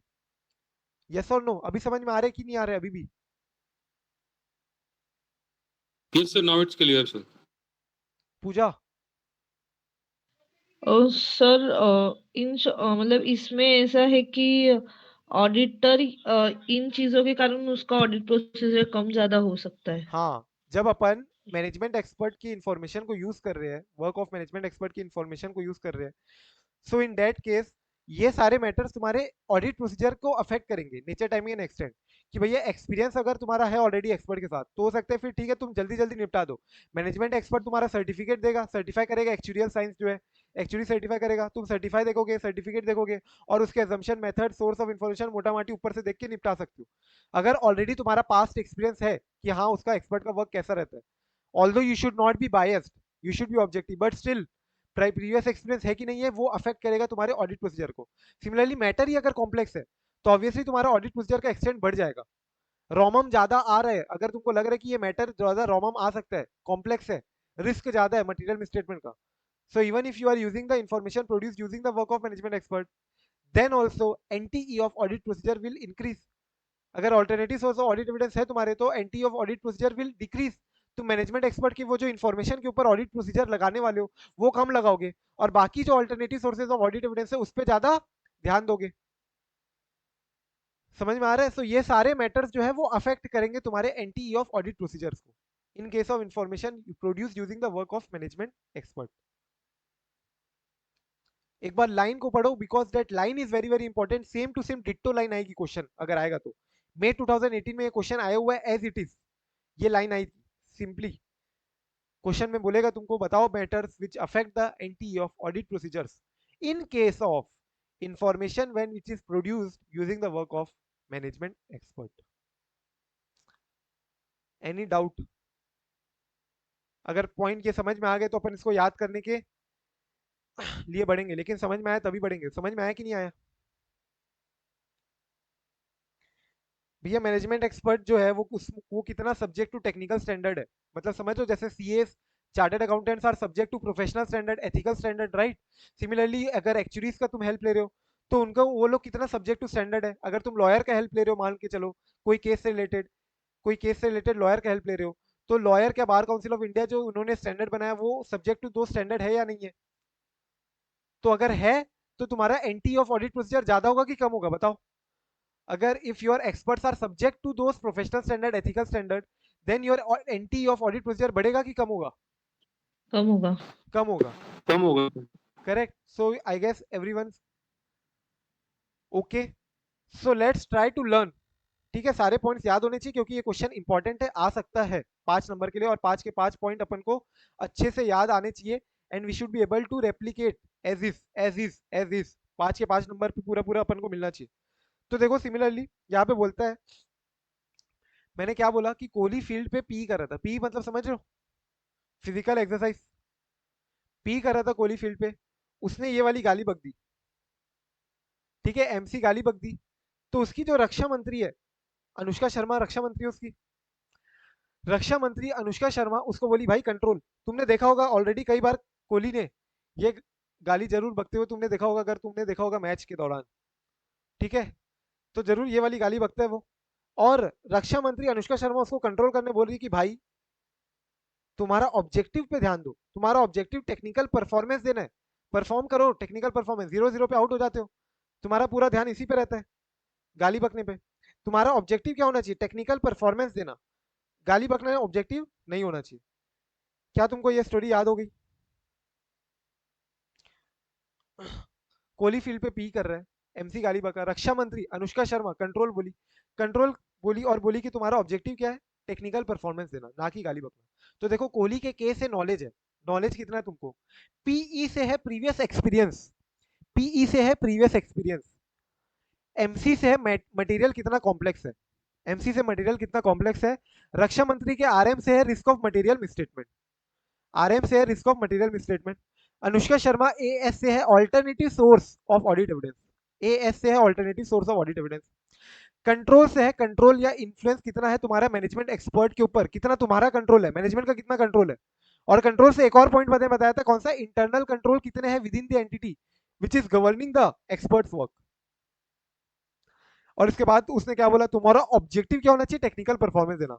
सो ऑब्जेक्टिव क्या है मैनेजमेंट एक्सपर्ट के वर्क का, ये तुमको पता है कि नहीं है? And plus management expert are subject to technical performance standard और not. Technical performance standards, other professional ethical requirements, other professional standard, industry requirement, are they subject to all these standards or not? देख लो एक बार फटाक से सारे points. Clear हावे क्या?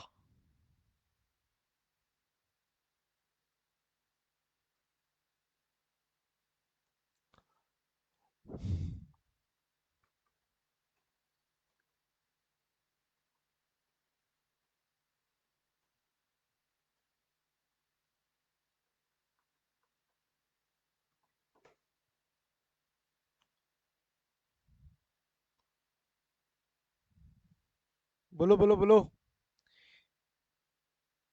Yes और no. Matters affecting NTE of audit procedures in case of information produced using the work of management expert.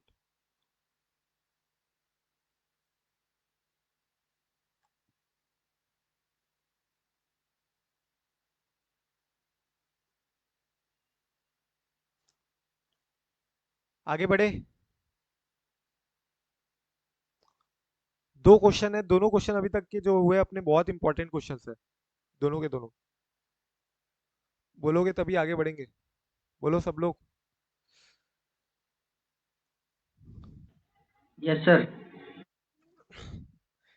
प्रेम से बोलो थोड़ा. चलो नेक्स्ट देखो तुम्हारा क्या हुआ है. ऑडिट प्रोसीजर देखो शशि कृष्णा. अपन ने देखा था ऑडिट प्रोसीजर क्या होती है. ये दो पार्ट में डिवाइड किया था. एक तो आरएपी, करेक्ट शशि, और दूसरा एफएपी. Yes FAP sir. के अंदर बताओ कौन कौन से दो प्रोसीजर परफॉर्म करते हैं अपन.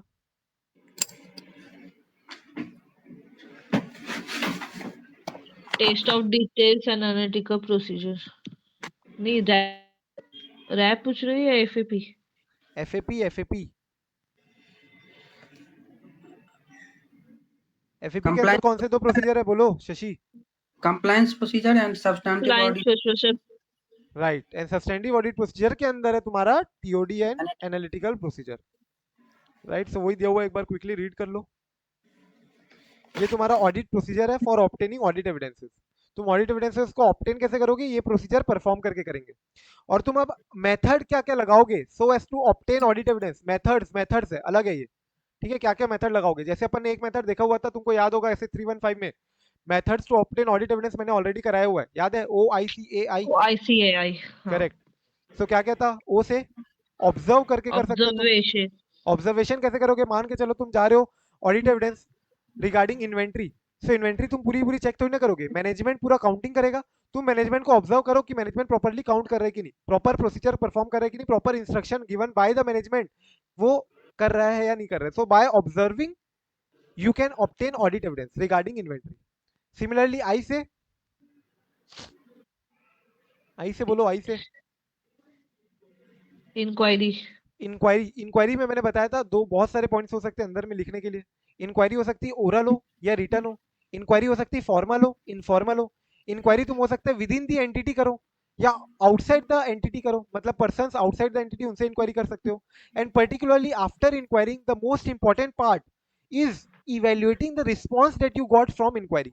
मतलब जब तुमने इंक्वायरी किया तो सामने वाले ने उत्तर दिया, रिप्लाई किया, आंसर दिया, and you now have to respond to that answer. वो जो रिस्पॉन्स आया है उसको तुम कैसे इवेल्युएट कर रहे हो. क्या वो जो रिस्पॉन्स आया है whether is it corroborative audit evidence or is it a deviating audit evidence. Corroborative मतलब जो हमारे पास ऑलरेडी ऑडिट एविडेंस है और जो हमने इंक्वायरी करके जो ऑडिट एविडेंस समझ में आ रहा है, क्या वो मैच हो रहे हैं या वो कोई मिसमैच आ रहा है. ठीक है. ये इंक्वायरी के अंदर बोल सकते हो. इंक्वायरी के अलावा सी के बाद क्या था, आई के बाद सी था. सी से confirmation, external confirmation as per ऐसे 505. ए से एनालिटिकल प्रोसीजर एज पर ऐसे 520. एंड आई से अगेन तुम्हारा इंस्पेक्शन हो गया. So inspection you will have to inspect accordingly all the documentation और all the other inventories and other things. So देख लो एक बार, इसको रीड करो फटाक से. मेथड्स है ये, मेथड्स दोनों में डिफरेंशिएट क्रिएट करके चलना. ये प्रोसीजर तुम क्या परफॉर्म करोगे so that you can obtain audit evidence. और ये मेथड्स है. Methods how exactly will you obtain the audit evidence. How methods क्या लगाओगे. फटाक से रीड करो एक बार मेथड्स को. पर्टिकुलरली इंक्वायरी को।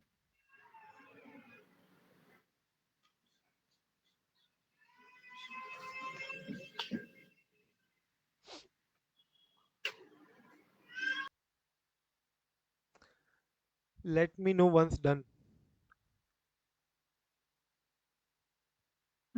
ये कोरोबोरेटिव ऑडिट एविडेंस क्या होता है? कोरोबोरेटिव ऑडिट एविडेंस मतलब कोरोबोरेट करना, जैसे कि मान लो मैंने तुमसे इंक्वायरी की, मेरे पास ऑलरेडी एक अल्टरनेटिव सोर्स है ऑडिट एविडेंस का, I am just inquiring to confirm कि वो जो ऑडिट एविडेंस है मेरे पास वो सही है, उसके जो फिगर है उसको मैं कंफर्म करना चाह रहा हूँ। मान लो तुमने मुझे बताया, कुछ रिस्पॉन्स दिया तुमने इंक्वायरी का, सो आई विल चेक कि क्या ये जो ऑडिट एविडेंस जो मेरे पास था ऑलरेडी और जो तुम्हारा रिस्पॉन्स है वो मैच हो रहा है कि नहीं। अगर ये मैच हो रहा है so then that will act as a corroborative audit evidence. जो तुम्हारा रिस्पॉन्स आया, ये जो ऑडिट एविडेंस जो मिला मेरे को, that will act as a corroborative audit evidence. Corroborative मतलब वो कंफर्म कर रहा है जो मेरे पास ऑलरेडी है। ठीक है, जो मेरे पास ऑलरेडी है, then that we call it as corroborative audit evidence. और अगर उससे डेविएशन आ रहा है, तुम कुछ और बोल रहे हो, मेरे पास जो डेटा है वो कुछ अलग है, then that is mismatching, right.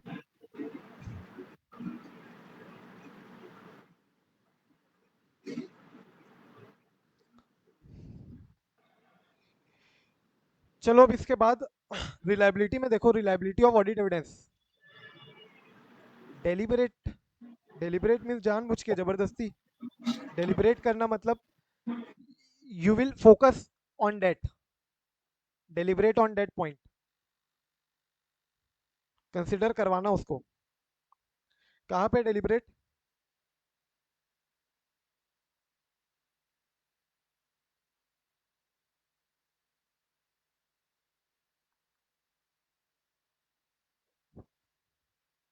कहाँ पे deliberate?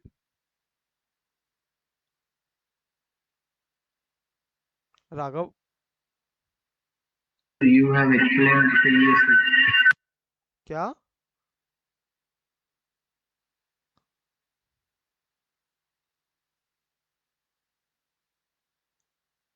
Previously when?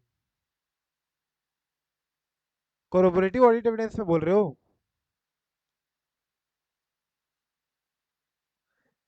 Corroborative audit evidence में मैंने बोला कि तुम्हारे पास जो ऑलरेडी सोर्स है, दूसरा ऑल्टरनेटिव ऑडिट एविडेंस होगा अगर कोई, सो उसको तुम अगर इंक्वायरी में जो तुम्हारा रिस्पॉन्स मिला अगर वो मैच हो रहा है, so then we call it as acting as a corroborative audit evidence. देखो यहाँ पे क्या दिया है, responses to inquiry may provide the auditor with information जो उसके पास पोजेस नहीं थी पहले, या फिर कोरोबोरेटिव ऑडिट एविडेंस मतलब जो ऑलरेडी इंफॉर्मेशन थी उसके पास, उसको वो कंफर्म कर सकता है उसके थ्रू। या तो जो इन्फॉर्मेशन ऑलरेडी थी उसके अलावा तुमको कोई नई इन्फॉर्मेशन मिल सकती है, या फिर वही सेम इन्फॉर्मेशन मिल रही है तुमको।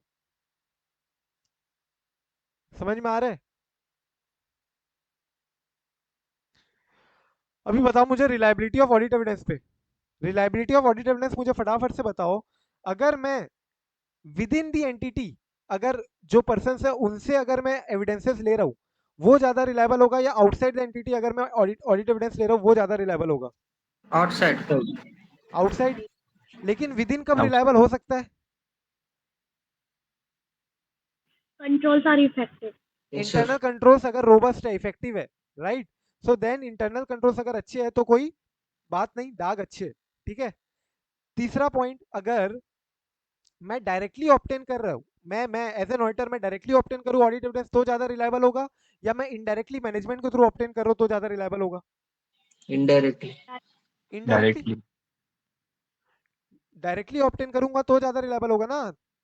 तुम आज चल के डायरेक्टली मेरे से डाउट पूछ रहे हो तो तुमको ज्यादा रिलाय होगा आंसर पे, या तुम अपने दोस्त को बोलोगे कि सर से पूछ के आना तो ज्यादा रिलाय करोगे? Directly, right. डायरेक्टली अगर ऑप्टेन करोगे so then that will be more reliable. तुमको अगर डॉक्यूमेंट्री फॉर्म में ऑडिट एविडेंस मिल रहा है तो ज्यादा रिलायबल होगा कि oral audit evidence? Documentary. Documentary. Documentary, right. Similarly अगर वो जो डॉक्यूमेंट है वो ओरिजिनल डॉक्यूमेंट है तो ज्यादा रिलायबल होगा, या फोटोकॉपी डॉक्यूमेंट है तो ज्यादा रिलायबल होगा? बोलो बोलो जल्दी। Original. Original, right.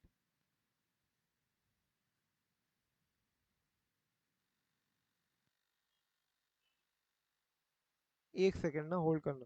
एक बार इसको रीड कर लो फटाक से, अपना ये आंसर हो गया है। इसको एक बार रीड कर लो फटाक से, ये वाला आंसर हो गया अपना, ऐसे 500 हो गया है। राइट। एक बार क्विकली गो थ्रू कर लो फटाक से पूरा।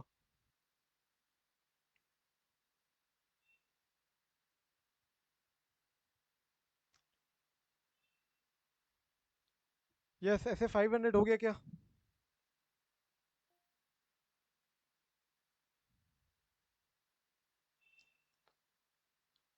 डन राघव, ऐसे 500 इफ डन। शिप्रा तो मुझे फटाफट से बताओ, matters affecting NTE of audit procedure in case information produced is using the work of management expert। कौन कौन से मैटर्स है that can affect the NTE of audit procedures? एक तो knowledge hmm. And previous experience, yes. इसको material misstatement ROMM risk of material statement कितना ज्यादा है वो मैटर में? और complexity complexity of the matter, matter कितना ज्यादा कॉम्प्लेक्स है? And technical performance technical performance standard कितना ज्यादा सब्जेक्ट है? Auditor how much is subject to audit technical standards? Alternative source alternative source of audit evidence and control. Control से 2 point थे Shipra. Control with in the entity and जो influence कर सकते हैं correct. Work of management. और objective क्या है management expert का? तो अपन ने देखा कि कोहली फील्ड पे पी कर रहा था, कोहली फील्ड पे पी कर रहा था, तो एमसी गाली बका उसने। एमसी गाली बका तो रक्षा मंत्री अनुष्का शर्मा उसको बोली कंट्रोल भाई कंट्रोल, तुम्हारा ऑब्जेक्टिव टेक्निकल परफॉर्मेंस देना है, ना कि गाली बकना। सो कोहली से नॉलेज हो गया, पीई से professional sorry previous experience, MC से मैटर कितना ज्यादा कॉम्प्लेक्स है, रक्षा मंत्री आरएम से risk of material misstatement, Anushka Sharma AS से alternative source of audit evidence, control से कंट्रोल कितने ज्यादा है एंटिटी के अंदर over the experts work, and internal controls कितने रोबस्ट है। ऑब्जेक्टिव से ऑब्जेक्टिव क्या है एक्सपर्ट का, एंड टेक्निकल परफॉर्मेंस है how much is the expert subject to all this technical performance standards. Reliability में हो गया, methods to obtain audit evidence अपन ने देख लिया है, OICAI। ठीक है। सो मोस्टली ऐसे 500 I think you should be very much comfortable, अच्छे से किया अपन ने काफी। अभी आ जाओ, विल स्टार्ट विथ नाउ ऐसे 501, विल स्टार्ट विद ऐसे 501।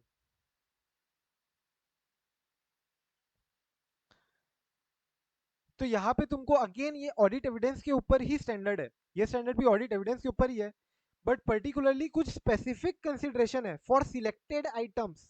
तो अपन को यहाँ पे 3 आइटम पे ऊपर चर्चा करनी है। कौन से 3 आइटम है? एक तो इन्वेंट्री, स्पेसिफिकली इन्वेंट्री पे चर्चा करनी।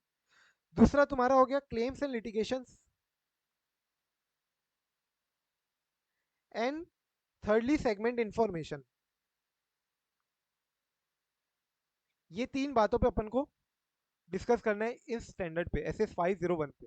सो फर्स्ट पॉइंट अपन आते सीधा चालू करते किससे? इन्वेंट्री से। Audit procedure with respect to inventory. So तुम लोग को ही पता है इन्वेंट्री अगर अपन को एज एन ऑडिट एविडेंस लेना है, सो क्या अपन घर बैठे बैठे ले सकते हैं क्या इन्वेंट्री की audit evidence? We have to attend the physical inventory counting. Yes, management जब भी इन्वेंट्री काउंटिंग करेगा, फिजिकली इन्वेंट्री काउंटिंग जब भी करेगा, so we have to attend the physical inventory counting. So सबसे पहले इंपॉर्टेंट लाइन देखो क्या बोलता है ये, अगर इन्वेंट्री मटेरियल है to the financial statement, obviously inventory will be material, most or not, most likely or not inventory will be material to the financial statement, auditor will have to obtain साई regarding the existence and condition of inventory. अपन को 2 चीजों पे साई लेना है, sufficient appropriate audit evidence लेना है, ताकि अपन 2 चीजों पे सेटिस्फाई हो पाए, existence and condition. Existence and condition inventory की है कि नहीं वाकई में, एंड दूसरी बात कंडीशन क्या है इन्वेंट्री की। तो एग्जिस्टेंस के लिए अपन क्या करेंगे? सबसे पहले मैंने क्या बोला? अटेंड करेंगे फिजिकल इन्वेंट्री काउंटिंग, अटेंड करेंगे physical inventory counting unless impracticable. अगर नहीं परवड़ता है, अगर जा ही नहीं सकते, जा ही नहीं सकते, अनलेस इम्प्रैक्टिकेबल नहीं जा सकते तो अलग बात है, तो अलग बात है। वरना लेकिन अगर जा सकते हो तो तुमको अटेंड करना है फिजिकल इन्वेंट्री काउंटिंग। अगर जा ही नहीं सकते तो अलग बात है। समझ में आ रहा है? जा ही नहीं सकते सर, कैसे नहीं जा सकते? एग्जांपल, क्यों नहीं जा सकते? अगर मान के चलो तुम्हारी इन्वेंट्री है पाकिस्तान में, पाकिस्तान में तुम्हारी इन्वेंट्री रखी हुई है, सो ऑडिटर क्या तुम जाओगे शिप्रा? क्या तुम्हारी मम्मी नो सर। भेजेगी तुमको? तुम्हारा सर हो सकता है तुम भी अंजू बन जाओ। अंजू जानते हो ना अंजू को? अंजू। अंजू को जानते हो कि नहीं, जो अभी आ रहा है अंजू, अंजू का केस। अंजू को फेसबुक फ्रेंड मिली, एक फेसबुक फ्रेंड मिला, उससे उसको प्यार हो गया और उसने पाकिस्तान जाके शादी कर ली, और अंजू अब अंजू नहीं रही है, अंजू अब फतीमा बन गई है। ठीक है, तो अनलेस इम्प्रैक्टिकेबल का मैं एग्जांपल दे रहा हूँ, इम्प्रैक्टिकेबल है, मान के चलो तुम्हारा कोयले का खदान है जहाँ पे तुम्हारे जान की हानि है, हो सकता है तुम जाओ तो कुछ एक्सीडेंट हो सकता है। सो इम्प्रैक्टिकेबल है तो क्या करना है वो अपन बाद में देखेंगे। अभी अगर इम्प्रैक्टिकेबल नहीं है, अभी अगर नॉर्मल है, नॉर्मल केस में तुमको क्या करना है, अटेंड करना है eight physical inventory counting. Attend करके अपन को क्या देखना है वहां पे, इवेल्युएट करना है कि मैनेजमेंट ने जो इंस्ट्रक्शन दिया है, मैनेजमेंट बोलेगा ना कि अपने इंप्लॉइज को कि ऐसे ऐसे चेकिंग करनी है, ऐसे ऐसे ऑब्जर्व करना है अपन को वहां पे जाके, कि मैनेजमेंट ने जो एम्प्लॉय को इंस्ट्रक्शन दिया है, क्या एम्प्लॉय उसी के अकॉर्डिंग इन्वेंट्री काउंटिंग कर रहा है या नहीं कर रहा है, मैनेजमेंट ने जो इंस्ट्रक्शन दिया है वो भी वैलिड है या नहीं है। सो मैनेजमेंट इंस्ट्रक्शन को इवेल्युएट करना है। दूसरा ऑब्जर्व करना है जो प्रॉपर रिकॉर्डिंग हुई है, कंट्रोल क्या क्या है results of the entities physical inventory counting के ऊपर। सो मैनेजमेंट इंस्ट्रक्शन को देखना है and results of the inventory counting, result के ऊपर क्या रिकॉर्डिंग है, क्या कंट्रोल्स है, ये देखना। सेकेंडली ऑब्जर्व करना, मैंने क्या बोला, वहां जाके अपन क्या करेंगे, वहां जाके तुमको काम थोड़ी ना करना होता है, स्टॉक ऑडिट में गए हो, सो वहां जाके जो मैनेजमेंट काउंटिंग करती है, मैनेजमेंट काउंटिंग करती है फिजिकल इन्वेंट्री काउंटिंग में, पर्टिकुलरली तुम जाके ऑब्जर्व करते हो regarding all the procedures that the management is performing, that the employees are performing, employees जो पूरा काउंटिंग करते हैं अपन जाके ऑब्जर्व कर रहे हैं। सो सबसे पहला पॉइंट हुआ अटेंडेंस, अटेंडेंस के अंदर evaluation of the management instruction, secondly observation. अब अपन को ये एग्जिस्टेंस तो पता चल जाएगा वहां जाके कि हाँ भैया इन्वेंट्री तो है, लेकिन किस कंडीशन में है, किस कंडीशन में है, उसके लिए अपन को इन्वेंट्री टेस्टिंग करनी पड़ेगी, इंस्पेक्ट करना पड़ेगा।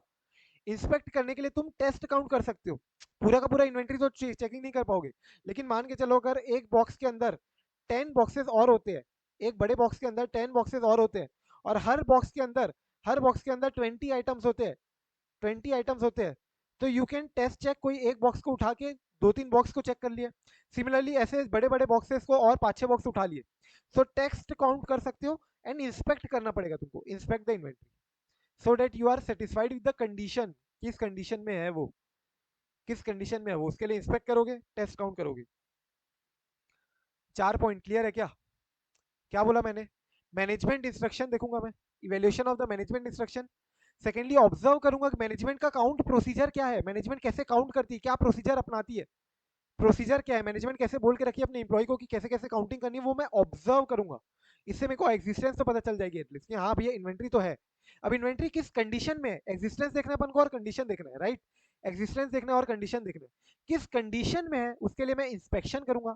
इंस्पेक्शन कैसे करूंगा, टेस्ट काउंट करके, पूरा पूरा तो चेक कर नहीं सकता मैं, सो मैं टेस्ट काउंट कर लूंगा। क्लियर है क्या 4 पॉइंट? अब मैं जो फाइनल इन्वेंट्री का रिजल्ट आएगा ना, इन्वेंट्री काउंटिंग का, जो फिजिकल इन्वेंट्री काउंटिंग किया, जो कितनी इन्वेंट्री है हमारी टोटल फिजिकली जो हमने वेरीफाई किया, वो और जो बुक्स में दिख रहा है वो दोनों मैच होना चाहिए, जो मेरे बुक्स में इन्वेंट्री दिख रही है और जो फिजिकली है वो दोनों मैच होना चाहिए। So performing audit procedure over the entity's final inventory records to determine whether they accurately reflect actual inventory counting results, जो हमारे बुक्स में जो है और जो एक्चुअल इन्वेंट्री काउंट रिजल्ट जो आया वो मैच कर रहा है या नहीं कर रहा है। और ये जो तुमने प्रोसीजर परफॉर्म की है, क्या लगता है तुमको, क्या ये हमने जो टीओसी देखा था एज पर ऐसे 315, सॉरी एज पर ऐसे 330, क्या ये टीओसी है या क्या ये सब्सटेंटिव प्रोसीजर है, क्या लगता है तुमको क्या होगा ये, क्या ये टीओसी है या क्या ये सब्सटेंटिव ऑडिट प्रोसीजर है? ये दोनों ही हो सकता है। ये तुम अगर कंट्रोल के रूप में इसको सिर्फ टेस्ट करना चाहते हो कि क्या क्या कंट्रोल्स है over the management inventory counting procedure, control अगर टेस्टिंग करना चाह रहे हो, so control test of control भी कर सकते हो, और अगर डिटेल में घुस के अंदर चेकिंग करना चाह रहे हो तो सब्सटेंटिव प्रोसीजर भी वर्क कर सकते हो। That will depend upon auditor का क्या रिस्क असेसमेंट है, ऑडिटर कितना ज्यादा रोमम अगर आइडेंटिफाई किया, अगर ऑडिटर ने ज्यादा रोमम आइडेंटिफाई किया है तो तुम इसको as a TOC substantive audit procedure दोनों यूज कर लो, मतलब डिटेल में जाके चेकिंग करो और कंट्रोल भी चेकिंग करो, कंट्रोल टेस्टिंग भी करो। See test of control is nothing but mini audit बोल सकता हूँ मैं। टीओसी में हम लोग जब परफॉर्म करते थे, सो मान के चलो अगर पी2पी मेरे को अगर चेक करना है, पी2पी प्रोसेस जो है प्रोक्योर टू पे, सो प्रोक्योर टू पे मैंने बताया था जैसे पहले भी परचेज रिक्विजिशन नोट बन रहा है, परचेज रिक्विजिशन नोट बनेगा, ये अप्रूव होगा, ये मैनेजर अप्रूव करेगा, परचेज मैनेजर, फिर जाके इसका पीओ बनेगा, पीओ से तुम्हारा पीओ में भी तुम्हारे 3 एटलीस्ट कोटेशन होने चाहिए, कोटेशन 3 कोटेशन है कि नहीं है, उसमें भी तुमको मिनिमम कोटेशन एक्सेप्ट करना चाहिए। सो ये जो छोटे छोटे कंट्रोल्स है, इसके लिए मैं क्या करता हूँ, इसके लिए मैं डॉक्यूमेंटेशन मंगवाता हूँ, मैं पीओ मंगाऊंगा, पीओ में मैं देखूंगा कि तीन तीन कोटेशन है कि नहीं है, मैं उसमें देखूंगा कि सबसे लोएस्ट कोटेशन एक्सेप्ट किया है कि नहीं किया गया, अगर उससे ऊपर का कोटेशन एक्सेप्ट किया तो उसका प्रॉपर रीजन है कि नहीं है, मैं देखूंगा परचेज रिक्विजिशन नोट का परचेज मैनेजर का साइन है कि नहीं है, ऑथराइजेशन है कि नहीं है, डॉक्यूमेंट में पीआरएन में डॉक्यूमेंट देखूंगा, पीआरएन मंगाऊंगा, उसमें साइन देखूंगा, पीआरएन में जो क्वांटिटी है और जो पीओ में क्वांटिटी है वो टैली करूंगा। सो एक प्रकार से मैं ऑडिट ही तो कर रहा हूँ, मैं डॉक्यूमेंट मंगा के चेकिंग कर रहा हूँ। So this can act as TOC as well as substantive procedure both. Even attending at inventory counting, physical inventory counting can act as TOC as well as substantive procedure. That will depend upon your risk assessment. Clear है क्या सारे point important है। नवंबर 15 में आया हुआ है, ये नवंबर मेरे अटेम्प्ट में भी आया हुआ है मोस्ट प्रोबेबली।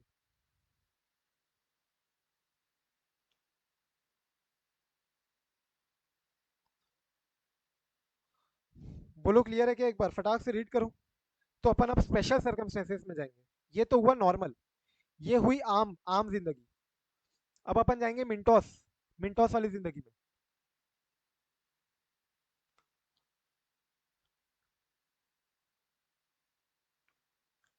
क्लियर है क्या, कोई डाउट बोलो फटाक से। अब आ जाओ स्पेशल सर्कमस्टेंसेस। सबसे पहला है inventory counting conducted at a date other than balance sheet date. तो देखो जनरली इन्वेंट्री काउंटिंग कब होती है, जनरली इन्वेंट्री काउंटिंग होगी तुम्हारी बैलेंस शीट डेट पे। लेकिन अभी अपन ने क्या बोला, हम आम जिंदगी नहीं मिंटो जिंदगी में जा रहे हैं, मतलब मैनेजमेंट जब इन्वेंट्री काउंटिंग कर रही है बैलेंस शीट डेट पे नहीं कर रही है, बैलेंस शीट डेट पे इन्वेंट्री काउंटिंग नहीं कर रही है, मैनेजमेंट कब कर रही है, मान के चलो 10 अप्रैल को कर रही है, मतलब at a date other than balance sheet date, at a date other than balance sheet date को अगर इन्वेंट्री काउंटिंग कर रही है, तो तुम क्या करोगे अब एज एन ऑडिटर, तुम क्या करोगे बोलो भाई, सोच के बोलो। पहले तो अपन बैलेंस शीट डेट पे जाके अटेंड करते, जब management inventory counting physical inventory counting अपना प्रोसीजर परफॉर्म करती, तब हम भी जाते पीछे पीछे चेक कर लेते, उनके साथ साथ ऑब्जर्व करते, इंस्पेक्ट कर लेते, थोड़ा बहुत टेस्ट काउंट कर लेते। अब क्या करेंगे अपन, बैक कैलकुलेशन।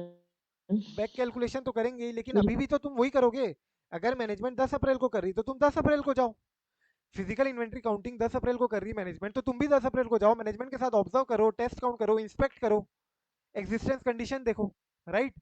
ये तुम 10 अप्रैल को करो, लेकिन अपन को इन्वेंट्री कब की चाहिए, 31 मार्च की। तो बीच के जो इंटरवीनिंग ट्रांजेक्शन है, बीच के जो इंटरवीनिंग ट्रांजेक्शन है, बस उसको तुमको रिकंसाइल करना पड़ेगा, रिकंसाइल करना पड़ेगा, मतलब मान के चलो क्लोजिंग इन्वेंट्री एज एट 31 मार्च, एज एट 31 मार्च अगर है तुम्हारी 2.8 लैक्स की, तुम्हारे 2.8 सीआर की मान लो, और तुमने मान के चलो 1 अप्रैल से लेके 10 अप्रैल तक, 1 अप्रैल से लेके 10 अप्रैल तक परचेस किया है, अगर कितना 1 सीआर का परचेस किया है, और तुमने सेल भी कर ली है ड्यूरिंग द ईयर 1.5 सीआर की, तो तुमको जब तुमने 10 अप्रैल को देख रहे हो फिजिकल इन्वेंट्री काउंटिंग, तो तुमको क्या दिख रहा है 2.3 सीआर, तुमको 2.3 सीआर दिख रहा है, तो तुमको रिकंसाइल करना है इससे परचेज और सेल कितना हुआ है during the year, cost of goods sold इतना 1.5 सीआर का माल बेच दिया मैंने, 1 सीआर का माल आया है, तो 2.8 सीआर जरूर होगा, 2.3 सीआर तो अभी आ रहा है ना, तो 2.8 सीआर का इन्वेंट्री होगा एज ऑन 31 मार्च। तो 31 मार्च को ये इन्वेंट्री दिख रही है या नहीं, क्लियर है। Inventory counting conducted at a date other than balance sheet date, तो कोई बात नहीं, other than balance sheet date है तो दूसरे बैलेंस शीट डेट में जाओ, मैनेजमेंट के पीछे पीछे पूरा पूरा वही सेम चीजें करो, लेकिन बस इंटरवीनिंग ट्रांजेक्शन जो बीच में हुआ है उसको तुम कंफर्म कर लेना, ठीक है। अब इसके बाद है auditor unable to attend inventory counting. मान के चलो तुम्हारी शादी होने लगी है, तुम्हारी शादी हो रही है 31 मार्च को, 31 मार्च को तुम्हारी शादी होने वाली है, मार्च में शादी होती है कि नहीं होती है, अलग अलग डिपेंड करता है कि क्या होता है पता नहीं, ठीक है।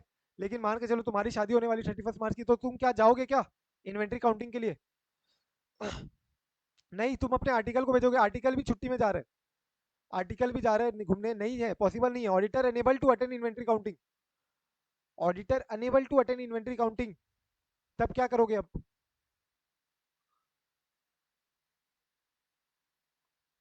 तुम शादी के बाद क्या करने वाले हो ये बताओ?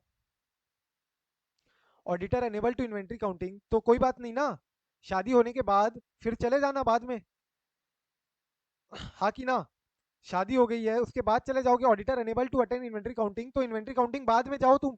मैनेजमेंट ने मान के चलो 31 मार्च को इन्वेंट्री काउंटिंग कर लिया, तुम्हारी शादी थी 31 और 1 अप्रैल को, तुम प्रॉपर सब पूरा अपना शादी वादी का जितना रस्म थे सब बनाने के बाद तुम चले जाओ 15 अप्रैल तक करीब करीब, ठीक है? इतना तक तो मैं एक्सपेक्ट कर सकता हूँ, तुम लोग जा सकते हो। 15 अप्रैल को जाओ बाद में और कुछ फिजिकल काउंटिंग करो। Should take or observe some physical counts as on alternative date. Alternative date क्या है अपनी? 15 अप्रैल।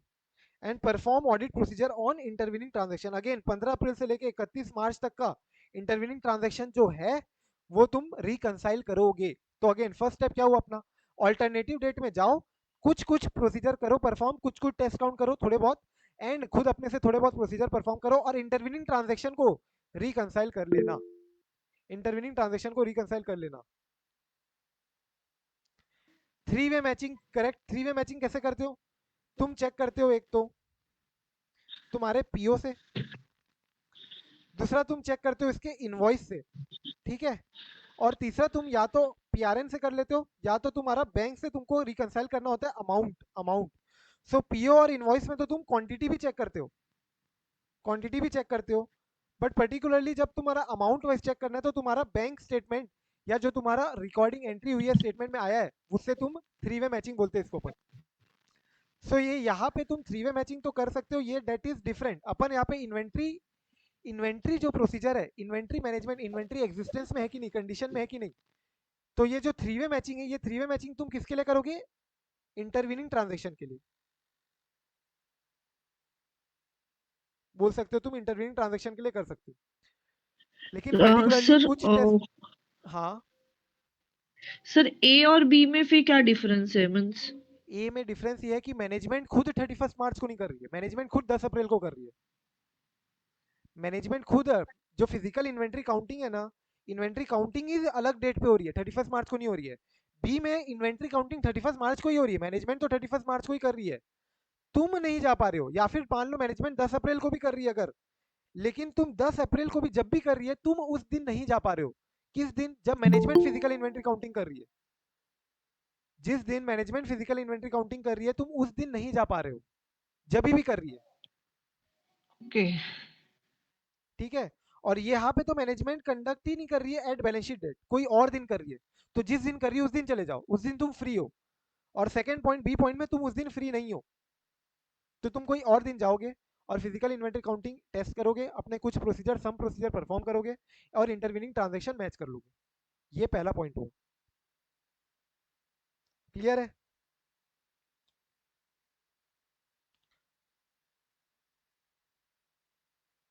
अब सेकंड पॉइंट है हमारा कट ऑफ प्रोसीजर।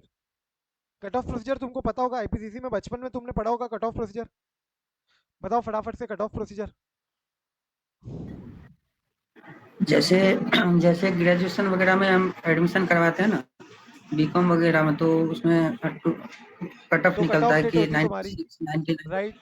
तो इस उसके हिसाब बाद से के होता है। एडमिशन तुम नहीं लोगे, उसके पहले जितने हैं उतने ही लोगे।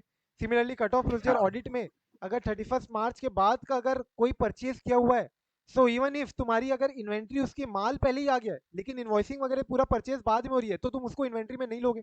सिमिलरली अगर तुमने परचेज कर लिया है, इन्वेंट्री बाद में आ रही है, तो यू शुड ट्राई कंसीडर कि क्या हमको लेना है कि नहीं लेना। तो कट ऑफ एक डेट तुम निकालोगे कि इस दिन के बाद का जो माल है उसको हम कंसीडर नहीं करेंगे और इस दिन के बाद का जो माल है उसको, इसके पहले का जो माल है उसको कंसीडर करेंगे।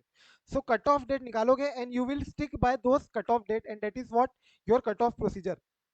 सो auditor would also ensure that appropriate cut off procedure were followed by the management. तीसरा पॉइंट देखो, थ्री थ्री से क्या है तुम्हारा?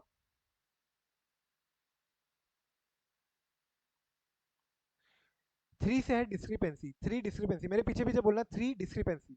तो देखो अपन 3 पॉइंट याद करेंगे शुरू से। कोई डिस्क्रिपेंसी अगर तुमको मिली है तो तुम उसका ट्रीटमेंट देख लोगे भैया। अगर कोई भी तुमको मिसमैच मिल रहा है, कोई भी डिस्क्रिपेंसी दिख रही है, बाय बुक में क्या दिया हुआ है, बुक्स में क्या फिगर दिख रहा है, और फिजिकल इन्वेंट्री काउंटिंग से जो रिजल्ट आया उसका क्या फिगर दिख रहा है, अगर इसमें कोई भी डिस्क्रिपेंसी दिख रही है, so then you will have to mismatch, then you will have to match accordingly and you will have to deal with that। Treatment देखोगे उसका क्या ट्रीटमेंट आएगा। क्या अगर इन्वेंट्री बुक्स में ज्यादा दिख रही है और अगर तुम्हारे फिजिकल इन्वेंट्री काउंटिंग किया तुमने और उसमें इन्वेंट्री कम दिख रही है, so you will have to write off some inventory in the books. समझ के चलो चोरी हो गया या कुछ भी हो गया या फ्रॉड हुआ है, but you will have to write off, right. So you will have to see कि क्या ट्रीटमेंट दूंगा मैं उसको in the my books of account in case of discrepancy. तो देखो वन से क्या बोला मैंने, आई देखो वन, वन किसके जैसा दिखता है तुमको, आई जैसा दिखता है कि नहीं वन। आई से देखो इंटरवीनिंग ट्रांजेक्शन, पहला पॉइंट हो गया अपन को इंटरवीनिंग ट्रांजेक्शन देखना है, कोई भी ऑल्टरनेटिव डेट में जाना और चेक वेक कर लेना और इंटरवीनिंग ट्रांजेक्शन देख लेना। टू देखो किसके जैसा दिख रहा है, टू किसके जैसा दिख रहा है, बोलो बोलो भाई बोलो, रिवर्स सी। किसके जैसा, Sir, सी। क्या C, cut scissor, of procedure. Scissor जैसा दिख रहा है कि नहीं, कैची कैची सीजर, हाँ कि ना। टू कैसा दिख रहा है तुमको, बोलो जल्दी। सीजर। सीजर जैसा दिख रहा है, सीजर कट। जैसा दिख रहा है, तो सीजर से क्या करोगे, cut, cut off procedure. Three discrepancy, three rhyming है विद द वर्ड डिस्क्रिपेंसी। क्या बोला मैंने, थ्री डिस्क्रिपेंसी। अगेन वन किसके जैसा दिख रहा है, आई इंटरवीनिंग ट्रांजेक्शन देखना है तुमको, two cut off procedure, three discrepancy देखना है, उस डिस्क्रिपेंसी का क्या ट्रीटमेंट दोगे। एंड लास्ट पॉइंट तुम्हारा देखो किसके जैसा दिख रहा है, ये किसके जैसा दिख रहा है, बोलो बोलो बोलो। डब्ल्यू। डब्ल्यू जैसा दिख रहा है, डब्ल्यू से क्या आएगा अपना, रिटर्न रिप्रेजेंटेशन, ठीक है। तो पूरा हाथों का खेल है, हाथों का महल है, ऑडिट इज नथिंग बट हाथों का खेल है अपना। देखा वन से आई जैसा दिख रहा है इंटरवीनिंग ट्रांजेक्शन, टू से cut off procedure, three discrepancy, four written representation ले लेना है तुमको मैनेजमेंट से कि भैया मैनेजमेंट जितनी भी इन्वेंट्री बता रहा है वो सब करेक्ट है, जो प्रोसीजर हमको देना चाहिए था ना, अपन ने फर्स्ट पॉइंट में देखा था ना कि मैनेजमेंट इंस्ट्रक्ट करेगा अपने एम्प्लॉय को, मैनेजमेंट इंस्ट्रक्शन, मैनेजमेंट की जो प्रोसीजर है वो सारा मैनेजमेंट उसके रिगार्डिंग हमको कंफर्मेशन दे देगा। क्लियर है ये वाला, आ सकता है तुमको अलग से क्वेश्चन, क्या आएगा समझ के चलो। क्वेश्चन अगर आएगा कि तुम नहीं जा पाए हो फिजिकल इन्वेंट्री काउंटिंग डेट पे, तुम्हारा जाना नहीं हो पाया अकस्मात कोई कारण, परंतु तुम नहीं जा पाए हो, तो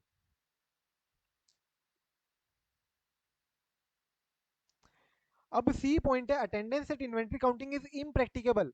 शिप्रा, शिप्रा याद है तुमको, पाकिस्तान जाना था तो तुमने मना कर दिया कि मैं नहीं जाऊंगी। क्यों नहीं जाओगे, क्योंकि ये इम्प्रैक्टिकेबल है। क्या बात कर रहे हो सर, मैं पाकिस्तान क्यों जाऊंगी, impracticable, it is impracticable for me to attend physical inventory counting, ठीक है। समझ में आ रहा है, फिजिकल इन्वेंट्री काउंटिंग अगर इम्प्रैक्टिकेबल है, इम्प्रैक्टिकेबल कई कारणवश हो सकता है, because of danger that poses, danger हो सकता है, बॉम्ब बॉम्ब से उड़ा देंगे तुमको छिपरा, तो क्या करोगे। दूसरा हो सकता है कोयले वोले की खदान में कोई तुम्हारी जान की हानि हो सकती है, करेक्ट। सो जान की हानि हो सकती है, या कोई और कारण के कारण तुम्हारा हो सकता है attendance at physical inventory counting is impracticable. आज ही की बात नहीं कर रहा हूँ, जिस दिन फिजिकल इन्वेंट्री काउंटिंग हो रहा है उस दिन की तो बात नहीं कर रहा हूँ मैं, उस दिन नहीं जा पा रहे हैं किसी और दिन जा पाएंगे ऐसा नहीं है, हम तो जाएंगे ही नहीं, जाएंगे ही नहीं, इम्प्रैक्टिकेबल है।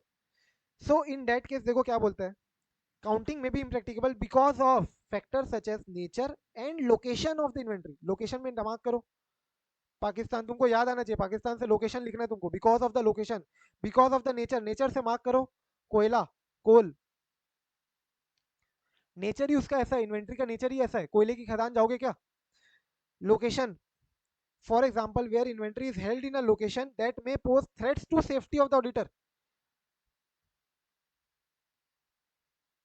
The matter of general inconvenience to the auditor however is not sufficient to support a decision. तो शिप्रा अगर कल तुम चल के उठ के बोलोगे कि सर मेरे को बिलासपुर मत भेजो, मुझे नागपुर मत भेजो, बहुत ज़्यादा हेक्टिक हो जाएगा मेरा शेड्यूल, एज एन ऑडिटर तुमको लग रहा है कि मैं नहीं, छोड़ो यार नहीं जाते, क्या जाएंगे इन्वेंट्री काउंटिंग, उसको बोलेंगे एक काम करो व्हाट्सएप वीडियो कॉल कर लो, वीडियो कॉल में पूरी इन्वेंट्री दिखा दो। सो ये सब बहाने नहीं चलेंगे, समझ में आ रहा है क्या, आलसपंती नहीं चलेगी। आलसपंती नहीं चलेगी, यही बोल रहा है। General inconvenience to the auditor is not a sufficient reason for you to support your decision of not going to inventory attendance. Physical inventory attendance में नहीं जाना, इम्प्रैक्टिकेबल बोलना, ये नहीं चलेगा। फर्दर ऐसे 200 में डिफिकल्ट है भैया, टाइमली नहीं जा पाओगे या कॉस्टली अफेयर है, ये सब बोलने से बात नहीं बनेगी, ये सब बोलने से बात नहीं बनेगी। ज्यादा कॉस्ट लग रहा है तो मैं ऑडिटी से वसूलो, रिमर्स करवाओ। टाइम ज्यादा लग रहा है तो टाइम दो, उतना टाइम का तुम अपना वैल्यू लो। डिफिकल्ट है तो डिफिकल्ट करो काम, कोई दिक्कत की बात नहीं है। लेकिन हार नहीं मानना है तुमको, ये सब बहाने दोगे तो बातें नहीं बनेगी। ये सब बहाने सेटिस्फैक्ट्री रीजन नहीं होंगे for you to call that it as impracticable. तो सर हम क्या करें फिर उस केस में? अगर इम्प्रैक्टिकेबल है, पाकिस्तान नहीं जा सकते, तो क्या करें? तो मैंने बोला कि भैया अल्टरनेटिव ऑब्वियसली, तो मेरा आना तो इम्प्रैक्टिकेबल है। मैंने क्या बोला? मेरा आना तो इम्प्रैक्टिकेबल है। एक काम कर लो, आप ही कर लो, आप ही कर लो साई, और आप ही ऑप्टेन कर लो साई, आप ही ऑप्टेन कर लो। अगर साई आप नहीं कर पा रहे हो तो मैं क्या बोला, मॉडिफाई कर लो, फिर मॉडिफाई कर दो ओपिनियन। एक काम कर लो, आप ही कर लो, या तो आप भी नहीं कर पा रहे हो तो मॉडिफाई कर लो। आप बोला तो मैंने आपसे alternative audit procedure, alternative audit procedure perform करूंगा मैं। ऑल्टरनेटिव प्रोसीजर में कैसे परफॉर्म कर सकता हूँ? मैं उनसे डॉक्यूमेंटेशन बुलवा लूंगा। डॉक्यूमेंटेशन भेजो भाई, सारे के सारे जितने सेल हुए हैं, जितने परचेज हुए हैं, सारे सारे डॉक्यूमेंटेशन भेजो। फिजिकल इन्वेंट्री काउंटिंग मैं यहाँ से ही देख लूंगा एक बार, थोड़ा सा वीडियो कॉल वगैरह करके, जैसे भी। सो ऑल्टरनेटिव ऑडिट प्रोसीजर, जो भी फिजिबल ऑडिट प्रोसीजर है, that I will try to perform. And even if that I am not able to obtain sufficient appropriate audit evidence, if it is not possible by me to perform op and obtain SAI, then I'll modify my opinion as per SA 705।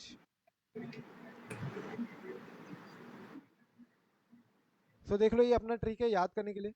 मेरा आना तो impracticable है, एक काम कर लो, आप ही कर लो, और आप नहीं कर पा रहे हो तो मॉडिफाई कर लो। यस, देखो एक एक चीज अपन याद करते हुए चल रहे हैं। I want everyone to retain also, साथ साथ में आई विल आस्क बीच में कभी भी।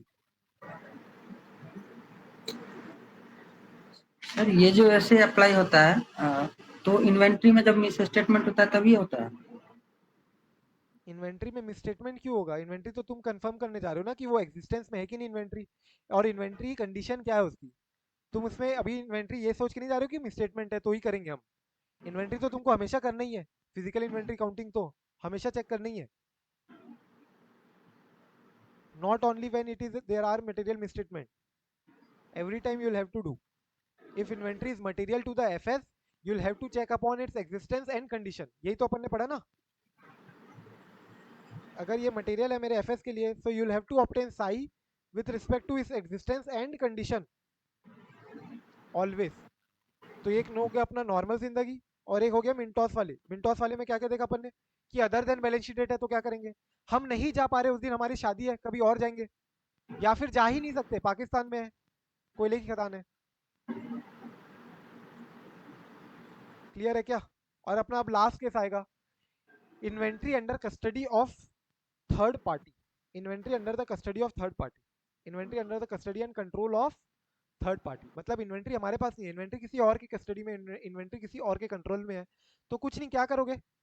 नॉर्मली क्या करते हो तुम? जनरली कंफर्मेशन मंगाओगे सामने वाले पार्टी से, request the confirmation from the third party. और कुछ कभी कभी बीच में जाके वहां पे इंस्पेक्ट भी कर लेना, इंस्पेक्शन कर सकते हो बीच बीच में, परफॉर्मिंग द इंस्पेक्शन। कंफर्मेशन मंगाओ, परफॉर्म करो इंस्पेक्शन बीच बीच में। अगर तुमको डाउट होता है about the integrity and objectivity of the third party, तुमको डाउट हो रहा है कि ये मेरा माल खा जाएगा, ये मेरा माल खुद ही यूज कर लेगा, या मेरा माल किसी और को बेच देगा, so if the doubt arises over the integrity and objectivity of the third party, so as an auditor we will either attend, या फिर हम नहीं कर सकते हैं तो कोई और ऑडिटर का अरेंजमेंट करके उसको बोलेंगे कि भैया जा वहां पे चेक करके आ, जा वहां पे चेक करके आ, हमारी इन्वेंट्री वहां पे पड़ी है, हमारे एंटिटी की इन्वेंट्री वहां पड़ी है। तो या तो मैं खुद जाऊंगा, या तो मैं कोई और ऑडिटर का अरेंज करके उसको बोलूंगा कि जा वहां से चेक करके आ, वो मेरे मेरे क्लाइंट की इन्वेंट्री वहां किसी और के कस्टडी में पड़ी है। दूसरा, सर्विस ऑडिटर की रिपोर्ट में मंगवा सकता हूँ। देखो ये किसी और की कस्टडी में इन्वेंट्री, मतलब कंट्रोल्स किसी और के, यहाँ पे इन्वेंट्री के ऊपर जो कंट्रोल्स है वो कोई और एंटिटी में है, तो हो सकता है वो हमको सर्विस दे रहा हो। Example warehouse, example warehouse, warehousing जो एंटिटी है वो हमको सर्विस दे रही है रिगार्डिंग स्टोरेज, स्टोरेज के लिए।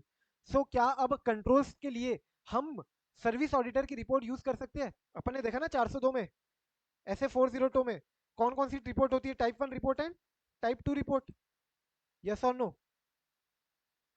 तो तुम सर्विस ऑडिटर की रिपोर्ट यूज कर सकते हो on the adequacy of third parties internal control के लिए। अगर तुमको जानना है कि वो जो वेयर हाउस है वहां पे क्या क्या इंटरनल कंट्रोल है, क्या वहां पे सीसीटीवी कैमरा है ना, क्या वहां पे इन्वेंट्री का आवक जावक, inventory in inventory out proper monitoring होती है कि नहीं होती है, सारे रिलेटेड कंट्रोल्स तुम सर्विस ऑडिटर की रिपोर्ट से ऑब्टेन कर सकते हो। तीसरा, तुम खुद डॉक्यूमेंटेशन को इंस्पेक्ट कर सकते हो। और चौथा, रिक्वेस्ट कर सकते हो कंफर्मेशन फ्रॉम अदर पार्टीज। जब इन्वेंट्री को एज अ कोलेट्रल हमने वहां पे प्लेज किया हुआ है तो तुम वहां से कंफर्मेशन ले लो कि भैया वो जो इन्वेंट्री है वो सही सलामत है ना, प्रॉपर एग्जिस्टेंस में है ना, प्रॉपर कंडीशन में है ना। अगेन अगेन इसको याद करने के लिए मैंने क्या बोला, ये 4 पॉइंट याद करने के लिए, जब मेरे को डाउट आ रहा है, जब मेरे को डाउट आ रहा है तब मैं क्या बोलूं, कैसे याद करूं। अगर अटेंड नहीं कर पा रहा हूं तो, या फिर अनदर ऑडिटर भी अटेंड नहीं कर पा रहा है तो मैं अनदर ऑडिटर का अरेंजमेंट करूंगा। अगर वो भी नहीं हो रहा है तो मैं क्या करूंगा, सीआईडी की सर्विस लूंगा। क्या करूंगा, सीआईडी की सर्विस। अगर मैं खुद नहीं जा पा रहा हूँ या फिर मैं अनदर ऑडिटर का भी अरेंजमेंट नहीं कर पा रहा हूँ तो मैं क्या करूंगा, सीआईडी की सर्विस लूंगा। तो सर्विस से तो तुमको समझ में आ गया होगा क्या, कौन सा पॉइंट है, service auditors report. Service auditors report which is what, type 1 type 2 report. CID से देखो क्या पॉइंट्स आएंगे, सीआईडी से, सीआईडी से है तुम्हारा ये सारे पॉइंट्स। सी से है तुम्हारा कंफर्मेशन, कंफर्मेशन लोगे। और आईडी से है इंस्पेक्टिंग द डॉक्यूमेंटेशन, आईडी से इंस्पेक्टिंग द डॉक्यूमेंटेशन। और पहला पॉइंट तो खुद में ऑब्वियस है, अटेंडिंग या फिर telling another auditor to attend the physical inventory counting. या तो अटेंड करोगे या तो खुद किसी और ऑडिटर को अरेंज करवाओगे to attend at third parties inventory if practicable. Clear है क्या, याद हुए क्या, एक बार देख लो याद कैसे करना है सारे पॉइंट्स फटाफट से। And I want you to at least remember all 5 cases of inventory. कोई भी केस आए we should be able to answer. देखो ये क्वेश्चन आरटीपी नवंबर 19 में भी आया हुआ है शायद, और ये एग्जाम क्वेश्चन भी है, कई बार आया हुआ है ये, custody and control of third party. देख लो बाजू में क्वेश्चन भी लिया है मैंने, क्वेश्चन देखो एक बार, याद हुआ कि नहीं हुआ, कोई डाउट है तो बताओ मेरे को। Ritika any doubt, service auditor report तुमको समझ में आया? Yes sir. सर ये सर्विस ऑडिटर होता कौन है?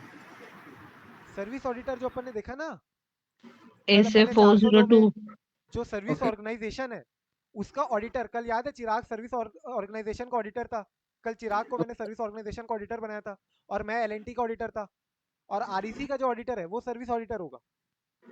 Okay. तो सर्विस ऑडिटर से अपन टाइप 1 टाइप 2 रिपोर्ट मंगवाए थे कल, एक तो सर्विस ऑर्गेनाइजेशन के मैनेजमेंट से मंगवाए थे और सर्विस ऑडिटर भी उसमें बोलता है regarding what, organization objective, service auditor का जो सर्विस है उसके ऑब्जेक्टिव, उसका सिस्टम क्या है, and relevant control related controls, ये 3 बातों पे वो कंफर्म करता है टाइप 1 टाइप 2 रिपोर्ट में। टाइप 2 रिपोर्ट में एक्स्ट्रा क्या देता है, extra operating effectiveness of internal control के ऊपर भी वो कमेंट करता है। तो सर्विस ऑडिटर तुम्हारा सर्विस ऑर्गेनाइजेशन का जो ऑडिटर है वो सर्विस ऑडिटर होगा, उसकी रिपोर्ट की बात कर रहे हैं वो, टाइप 1 टाइप 2 रिपोर्ट की बात कर रहे हैं।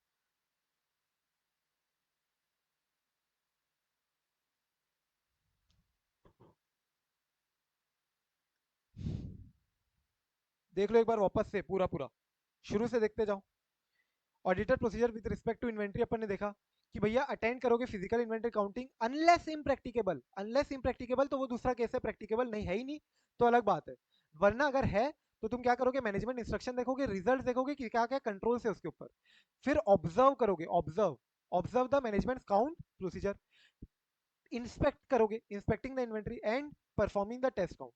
फिर मैंने बोला ये जो ऑडिट प्रोसीजर परफॉर्म करके जो रिजल्ट आया है, फाइनल इन्वेंट्री जो तुम्हारा बुक्स में जो दिख रहा है और जो तुम्हारा इन्वेंट्री काउंटिंग का जो रिजल्ट है वो दोनों टैली करोगे। और ये जो प्रोसीजर है you can serve it as both TOC and substantive procedure, TOC और सब्सटेंटिव प्रोसीजर दोनों के रूप में यूज कर सकते हो। फिर अपन ने देखा मिंटोस वाली जिंदगी में, सबसे पहले अगर तुम फिजिकल इन्वेंट्री काउंटिंग मैनेजमेंट कर रही है not on 31 March but at an another date, तो कोई बात नहीं, जिस दिन कर रही है उस दिन चले जाओ, इंटरव्यूइंग ट्रांजैक्शन को टैली कर लेना, रिकंसाइल कर लेना। Attendant unable, unable to attend inventory counting, मतलब उस दिन नहीं जा पा रहे हो, तुम्हारी शादी आ गई तो कोई बात नहीं, शादी के 10 दिन बाद चले जाना। पहला बात, पहला फर्स्ट क्या था अपना, अगेन फर्स्ट पॉइंट बोलो, attendance of the auditor unable to attend, unable to attend, first point क्या था, इंटरवीनिंग ट्रांजैक्शन करोगे। Second, two cut off procedure, cut off procedure. 3 discrepancy। Four return return representation. Representation ले लोगे regarding management instruction procedure जो जो perform किए। फिर अपन ने देखा इसके बाद कि भैया इम्प्रैक्टिकेबल है, पाकिस्तान में है, कोयले की खदान है, so that can because of the nature of the inventory or either it could be because of the location of the inventory, both can pose threat to the life of the auditor, both can pose threat to the auditors working as well, and therefore in that case it might not be impracticable. However general inconvenience के matter को you won't call it as inconvenience or you won't call it as impracticable. Similarly अगर time ज़्यादा लग रहा है, cost ज़्यादा लग रही है, तुमको डिफिकल्टी ज्यादा लग रही है, then also it is not feasible for you to call that matters as impracticable for you to attend physical inventory counting.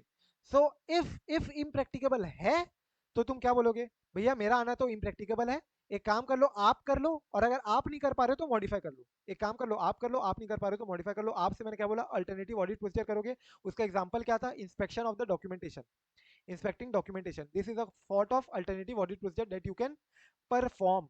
अगर आप नहीं कर पा रहे हो तो मॉडिफाई कर लो एज पर ऐसे 705। और उसके बाद अपन ने लास्ट देखा कस्टडी, किसी और की कस्टडी में, तो इंस्पेक्ट करोगे कंफर्मेशन लोगे, इंस्पेक्ट करोगे वहां जाके कंफर्मेशन लोगे। अगर तुमको डाउट अराइज हो रहा है ओवर द इंटीग्रिटी, तो तुम चार बातें करने थे, एक तो अटेंड करोगे या अरेंज करोगे कोई और ऑडिटर को अटेंड करने के लिए, लेकिन अगर नहीं हो पा रहा तो मैंने क्या बोला, सीआईडी का सर्विस ले लो, सीआईडी की सर्विस ले लो। तो सी से था कंफर्मेशन लेना, आईडी से था इंस्पेक्टिंग ऑफ द डॉक्यूमेंटेशन, और सर्विस से था सर्विस ऑडिटर की रिपोर्ट से तुम रिगार्डिंग इंटरनल कंट्रोल्स देख सकते हो। क्लियर है? यस और नो?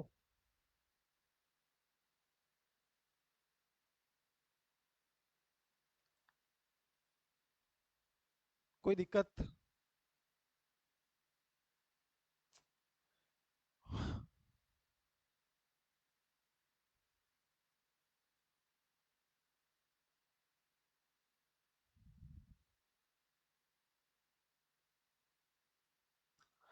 आगे बढ़े क्या?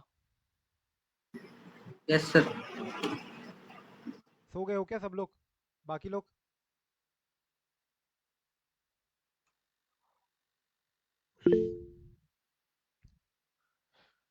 चलो फिर,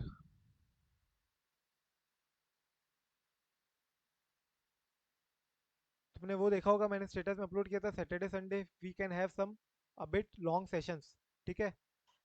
सो that exactly is going to happen today. So I hope, अभी तो संडे है, फ्री है सब, सो कोई ब्रेक लेना बीच में, so we can take a break and then we can start with S 505 also, लेकिन एक बार एस 501 कंप्लीट करके।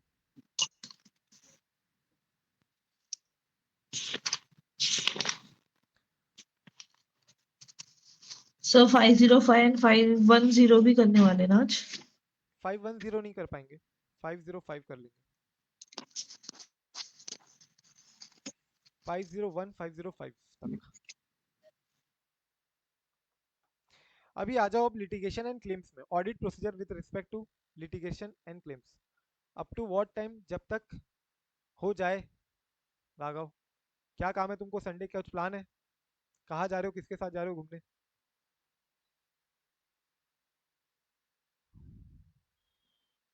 क्या प्लान है तुम्हारा? शाम को जाओगे ना वो तो तुम, जिसके साथ तुम जाने वाले हो, टेम्पल,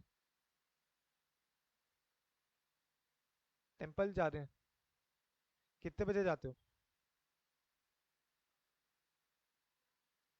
बस don't know, so similarly I also don't know कब तक अपना टाइम होगा, ठीक है? Most probably by 10:45 we should be able to finish. Shipra गई अभी, चलो आ जाओ अभी। Auditor procedure with respect to litigation and claims, audit procedure with respect to litigation and claim, तो एक बात याद रखना, अपन दो चीज पढ़ेंगे, एक ऐसे 501 में, एक ऐसे 501 में आईआरआर देखेंगे, और एक ऐसे 505 में आईआरआर देखेंगे, एक ऐसे 501 में आईआरआर देखेंगे और एक ऐसे 505 में आईआरआर देखेंगे। आईआरआर बोले तो internal rate of return, do you remember internal rate of return तुमको निकालना आता है? इंटरनल रेट ऑफ रिटर्न अपन को निकालना नहीं है यहाँ पे, बस तुमको याद रखना कि ऑडिट में भी आईआरआर दो बार काम आएगा, दो बार। एक तो है तुम्हारा लिटिगेशन एंड क्लेम में, और दूसरा है तुम्हारा, एक तो तुम्हारा लिटिगेशन एंड क्लेम में, और दूसरा है तुम्हारा किसमें, ऐसे 505 में काम आएगा। तो देखो आईआरआर से दिख रहा होगा तुम लोग को क्या, आ जाओ अभी वापस, आईआरआर से क्या दिख रहा है तुमको, इंपॉर्टेंट 4 नंबर के लिए आ सकता है, litigation and claims, IRR, inquiry review review, inquiry review review. Inquiry किससे करोगे, मैनेजमेंट से करोगे, या तो others within the entity से करोगे, including in house legal counsel. In house legal counsel मतलब समझो, खुद की इंटरनल लीगल टीम है तुम्हारी एंटिटी के अंदर, जैसे हमारे एलएनटी में थे, इसमें 9 लॉयर्स थे अराउंड, 2-3 सीएस थे, सो इन हाउस लीगल काउंसिल हो सकता है, उससे इंक्वायरी करोगे। रिव्यू करेंगे minutes of the meeting of TCWG, समझ लो बोर्ड ऑफ डायरेक्टर्स की जो मिनट्स है, मिनट्स ऑफ द मीटिंग है, उसमें तुमको समझ में आ जाएगा कि क्या मेजर लिटिगेशन क्लेम्स चल रहा है, and there from there you will get to know कि क्या लिटिगेशन क्लेम्स का रिजल्ट आ सकता है, क्या मैनेजमेंट की एक्सपेक्टेशन है, क्या बोर्ड ऑफ डायरेक्टर्स का क्या लग रहा है उनको, और उनका क्या कम्युनिकेशन है between the entity and external legal counsel, इनका जो बीच में आपस में कम्युनिकेशन है, that also you can check upon. And lastly legal expense account, इसको रिव्यू करा, अचानक से मान के चलो तुम्हारा लास्ट ईयर तक 5 लाख था लीगल एक्सपेंस, इस साल से अचानक से 25 लाख हो गए, तो ये कैसे हुआ होगा, जरूर जरूर कुछ ना कुछ लिटिगेशन में फंसा होगा entity, and therefore you have to review the legal expense account also. Inquiry review review, दो चीज रिव्यू करना है अपन को, याद रखना, रिव्यू क्या करना है, minutes, minutes of the meeting of board of directors, and review the legal expense account, review the legal expense account. ये सब कुछ कुछ तरीके से अपन को क्या कर सकते हैं, अपन याद रख सकते हैं, ये देखो इससे तुमको मिनट्स याद आ सकते हैं घड़ी बना के चलोगे तो, और ये लीगल एक्सपेंस अकाउंट एक बार बना के चलोगे बाजू में, तो तुमको एक इमेजिक मेमोरी भी होती है अपनी, समझ में आ रहा है, सो उसके थ्रू तुम कुछ कुछ तरीके से याद करते चलो। आईआरआर तो याद आ गया, आर से 2 आर थे, रिव्यू अपन को क्या क्या रिव्यू करना है, मिनट्स ऑफ द मीटिंग को रिव्यू करना है, और लीगल एक्सपेंस अकाउंट को रिव्यू करना है, क्लियर है। इस ये हो गया अपना, ये क्या हो गया अपना नॉर्मल जिंदगी। अब आ जाओ मिंटोस, मिंटोस जिंदगी में क्या होगा, तुमने जो एक्सटर्नल लीगल काउंसिल से तुम कम्युनिकेट करने वाले थे, वो तुम कम्युनिकेट करने नहीं मिल रहा है, क्यों नहीं कम्युनिकेट करने मिल रहा है, क्योंकि एक्सटर्नल लीगल काउंसिल को हो सकता है प्रोहिबिशन हो from bar council of India, या फ्रॉम उसकी रेगुलेटरी बॉडी, या कोई लीगल रिक्वायरमेंट मना करके रखी होगी, कम्युनिकेट नहीं करना है कुछ भी, या तुम इंटरनल लीगल काउंसिल से कम्युनिकेट नहीं कर पा रहे हो, वो तुमको कुछ इन्फॉर्मेशन नहीं दे पा रही है, तो ऐसी मेंटोर जिंदगी जहाँ पे other than normal circumstances, special circumstances में क्या करोगे, तो सबसे पहले इंफॉर्मेशन अपन सीख करेंगे फ्रॉम एक्सटर्नल लीगल काउंसिल।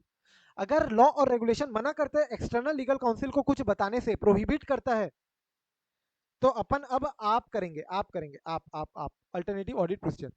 अगर आपसे भी तुमको सफिशिएंट अप्रोप्रिएट ऑडिट एविडेंस नहीं मिल पा रहा है, तो क्या करते हैं अपन, वही मॉडिफाई एज पर ऐसे 705, एंड लास्टली रिटर्न रिप्रेजेंटेशन ले लेना कि हमने सारे पॉसिबल लिटिगेशन क्लेम्स जो तुमने हमको बताया है वो तुम्हारे कंप्लीट है ना, कंफर्म बता रहे हो ना, मतलब तुम्हारे नॉलेज में जितने क्लेम्स और लिटिगेशन है तुम्हारे, वो तुम सब हमको बता दिए हो ना, एज अ मैनेजमेंट कंफर्मेशन ले लेना, एज एन ऑडिटर मैनेजमेंट से कंफर्मेशन ले लेना इस बात के ऊपर,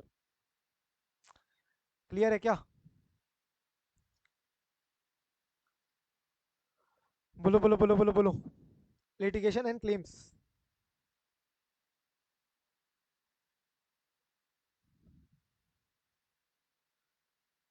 एंड लास्ट पॉइंट तुम्हारा आता है अब सेगमेंट इन्फॉर्मेशन, क्या है इंडेक्स इसके ऊपर बताओ, सेगमेंट इन्फॉर्मेशन कौन सा इंडेक्स है इसके लिए,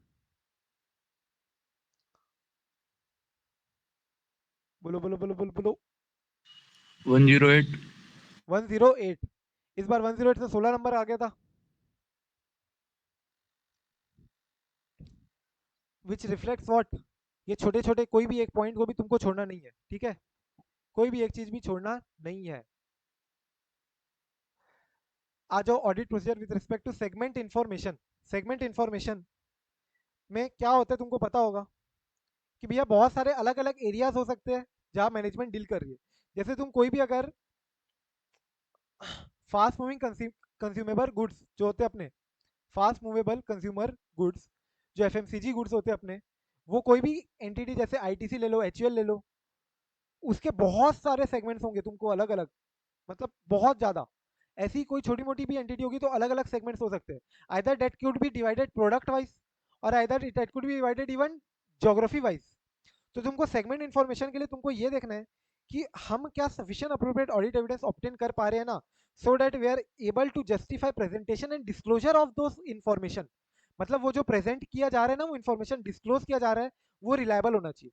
उसके रिगार्डिंग हमको साई लेना है, उसके रिगार्डिंग हमको क्या लेना है, Sai, sufficient appropriate audit evidence obtain करना है। अंडरस्टैंडिंग कि जो मेथड के थ्रू तुम रिपोर्ट कर रहे हो, इंडेक्स 108 के थ्रू तुम रिपोर्ट कर रहे हो, डिस्क्लोजर कर रहे हो, प्रेजेंटेशन कर रहे हो, so this presentation disclosure method you have to obtain an understanding and evaluate करना कि ये जो मेथड तुमने जिसके बारे में अंडरस्टैंडिंग लिया है, ये मेथड प्रॉपर डिस्क्लोजर करते हैं कि नहीं करते, ये मेथड प्रॉपर प्रेजेंटेशन करते हैं कि नहीं करते। You are concern with presentation and disclosure of all these information, right? So you have to particularly deal with presentation and disclosure। इसके लिए तुम मेथड देखोगे, किस मेथड के थ्रू तुम प्रेजेंट करते हो, डिस्क्लोज करते हो, एंड क्या ये मेथड प्रॉपरली तुम्हारा डिस्क्लोजर करता है कि नहीं properly. And secondly analytical procedure perform करते हो एज पर ऐसे 520, जो कि अपन 520 में देखेंगे कि कैसे ये सेगमेंट इस बार ज्यादा ग्रो हुआ है as compare to last year. मतलब पर्टिकुलरली अपन एनालिटिकल प्रोसीजर में क्या करते हैं, रेशियो एनालिसिस करते हैं, या फिर हम लास्ट ईयर से कंपेयर करते हैं, जनरली यही किया जाता है। तो तुमको पर्टिकुलरली एनालिटिकल प्रोसीजर परफॉर्म करना है, चार्ट्स, ग्राफ, बायोग्राफ, चार्ट्स वगैरह पूरा पूरा ये सब एनालाइज करके तुमको अपनी सेगमेंट इन्फॉर्मेशन से रिगार्डिंग पूरी पूरी ऑडिट प्रोसीजर परफॉर्म करनी है। ये हो गया तुम्हारा सेगमेंट इन्फॉर्मेशन के ऊपर क्वेश्चन।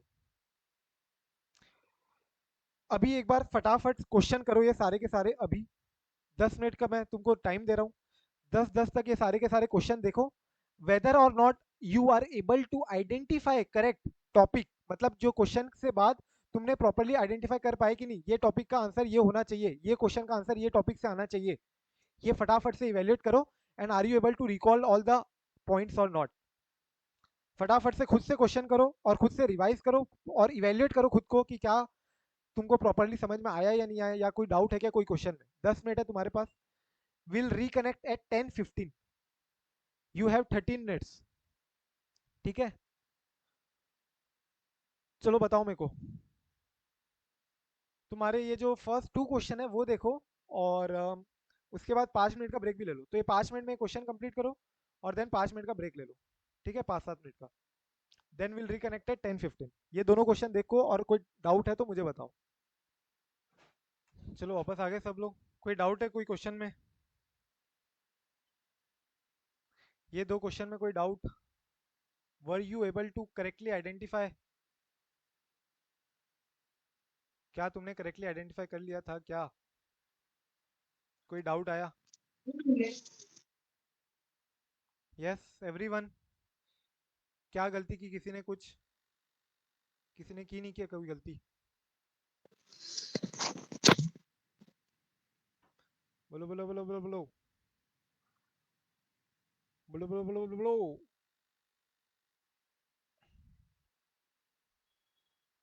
ये दिमाग में नहीं आया मेरे कि हाँ, ऑडिटर अनेबल है और एनुअल फिजिकल वेरिफिकेशन में, तो फिर ऑडिटर वो अनेबल है कैसे या फिजिकल वेरिफिकेशन के टाइम पे, एनुअल फिजिकल वेरिफिकेशन, तो वो इंश्योर कैसे करेगा सर? ये वाला आंसर मुझे कौन क्लिक सा नहीं हुआ। सेकंड क्वेश्चन बोल रहे हो या फर्स्ट?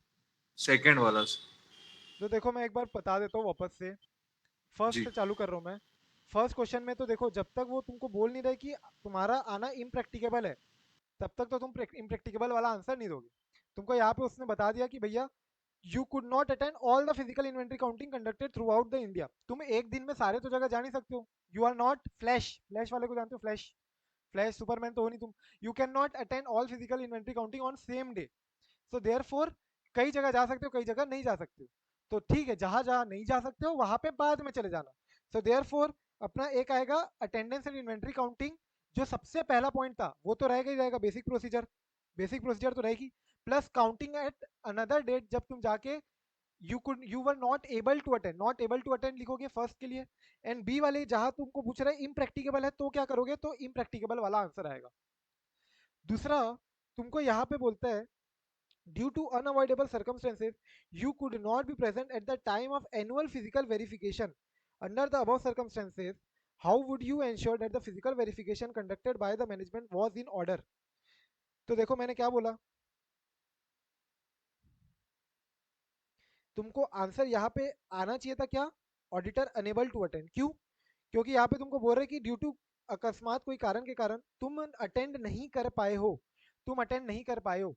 लेकिन मैंने क्या बोला, ये नवंबर 22 का कंपाइलर क्वेश्चन है, तुमको मिल जाएगा यहाँ पे, प्लस क्वेश्चन ऑलमोस्ट सेम है, लेकिन आंसर यहाँ पे audit procedure with respect to inventory, जो अपना ये वाला आंसर होता है ना सबसे पहला वाला, ये 4 पॉइंट ऑब्जर्व करना, इंस्पेक्ट करना, टेस्ट काउंट करना, मैनेजमेंट इंस्ट्रक्शन देखना, ये आंसर दिया हुआ है। Normal procedures. नॉर्मल प्रोसीजर जो अपनी है, नॉर्मल आम जिंदगी वाली, ठीक है। So anyway what I will recommend कि तुमको जो स्पेसिफिक क्वेश्चन डिमांड कर रहा है अनेबल टू अटेंड यहाँ पे डिमांड कर रहा है वो तो लिखो ही लिखो, साथ ही साथ auditor procedure with respect to inventory जैसे ऊपर में भी लिखा था उसने, वो भी लिखोगे ही लिखोगे, ठीक है। वो भी लिखो, वो हमेशा लिखो, हमेशा लिखो, ठीक है, चाहे इम्प्रैक्टिकेबल हो, चाहे तुम्हारा अनेबल टू अटेंड हो, चाहे इम्प्रैक्टिकेबल हो, चाहे अनेबल टू अटेंड हो, तुम्हारा आम जिंदगी वाला का जो आंसर है वो हमेशा लिखोगे। क्लियर है क्या? Everyone clear? मनोज अभी क्लियर है क्या? Yes sir. अभी इसके बाद एक क्वेश्चन था जिसको अपन ने यहाँ पे देखा ना कि हमको सेगमेंट इन्फॉर्मेशन में क्या देखना रहता है। सेगमेंट इन्फॉर्मेशन में basically we are dealing with कि जो मेथड यूज किया जा रहा है ना to disclose the segment information, तो डिस्क्लोजर सही सही होना चाहिए। हमारा कंसर्न ये है कि जो सेगमेंट इन्फॉर्मेशन डिस्क्लोजर किया जा रहा है वो डिस्क्लोजर प्रॉपर होना चाहिए, प्रॉपर डिस्क्लोजर शुड हैपन। सो उसके लिए तुमको बोलता है क्वेश्चन में, अगर क्वेश्चन आता है कि क्या एग्जांपल बताओ हमको of matters that may be relevant, जब भी हम अंडरस्टैंडिंग वगैरह ले रहे हैं regarding methods used by the management in determining the segment information, कि ये सेगमेंट इन्फॉर्मेशन में फॉल होगा कि नहीं होगा। जैसे एक मेथड होता है तुम्हारा इंडियस में दिया हुआ है कि ये 10% ऑफ प्रॉफिट होगा, या 10% ऑफ रेवेन्यू होगा, या टोटल एसेट होगा, ये सब याद है तुमको, दिया हुआ है। So if that segment contributes to amount 10% of profits and revenue or total assets, then that will be determined as a segment information। And ये तुमको बोलते हैं कि whether such methods are likely to result in disclosure in accordance with the applicable FRF और not. इसके example दो, तुम क्या मैटर्स को कंसीडर करोगे। सो तुमको यही सब बोलना है कि भैया जो पिछले साल तुमने जो मेथड लिया था क्या तुम वही कंसिस्टेंट मेथड अप्लाई कर रहे हो ना, तो दैट विल बी सफाइस।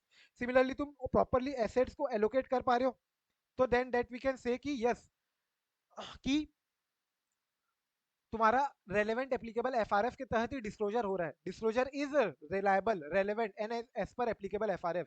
अगर तुम्हारा एलोकेशन प्रॉपर्ली एसेट्स कॉस्ट का तुम प्रॉपर्ली एलोकेशन कर रहे हो, एसेट्स का एलोकेशन कर रहे हो विद डिफरेंट सेगमेंट, कंसिस्टेंट हो तुम, कंपेयर कर रहे हो with your budget and with your other expected results, and lastly तुम्हारा सेल्स जो हुआ है ट्रांसफर हुआ है विद इन डिपार्टमेंट, एक सेगमेंट ने दूसरे सेगमेंट को ट्रांसफर किया, क्या चार्ज लगाया, क्या अनरियलाइज प्रॉफिट कितना है तुम्हारा विद ट्रांसफर।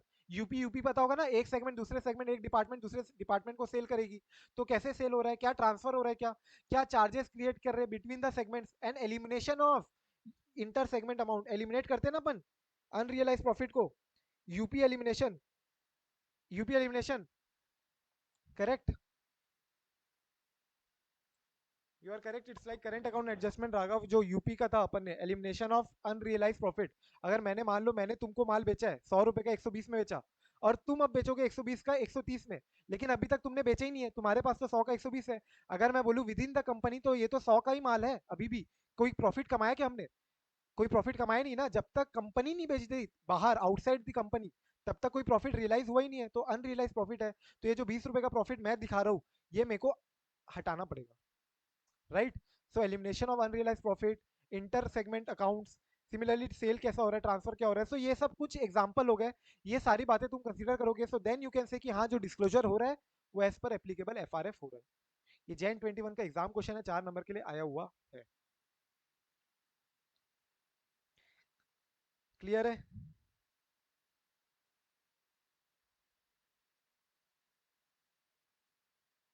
अभी आ जाओ ऐसे 505 में,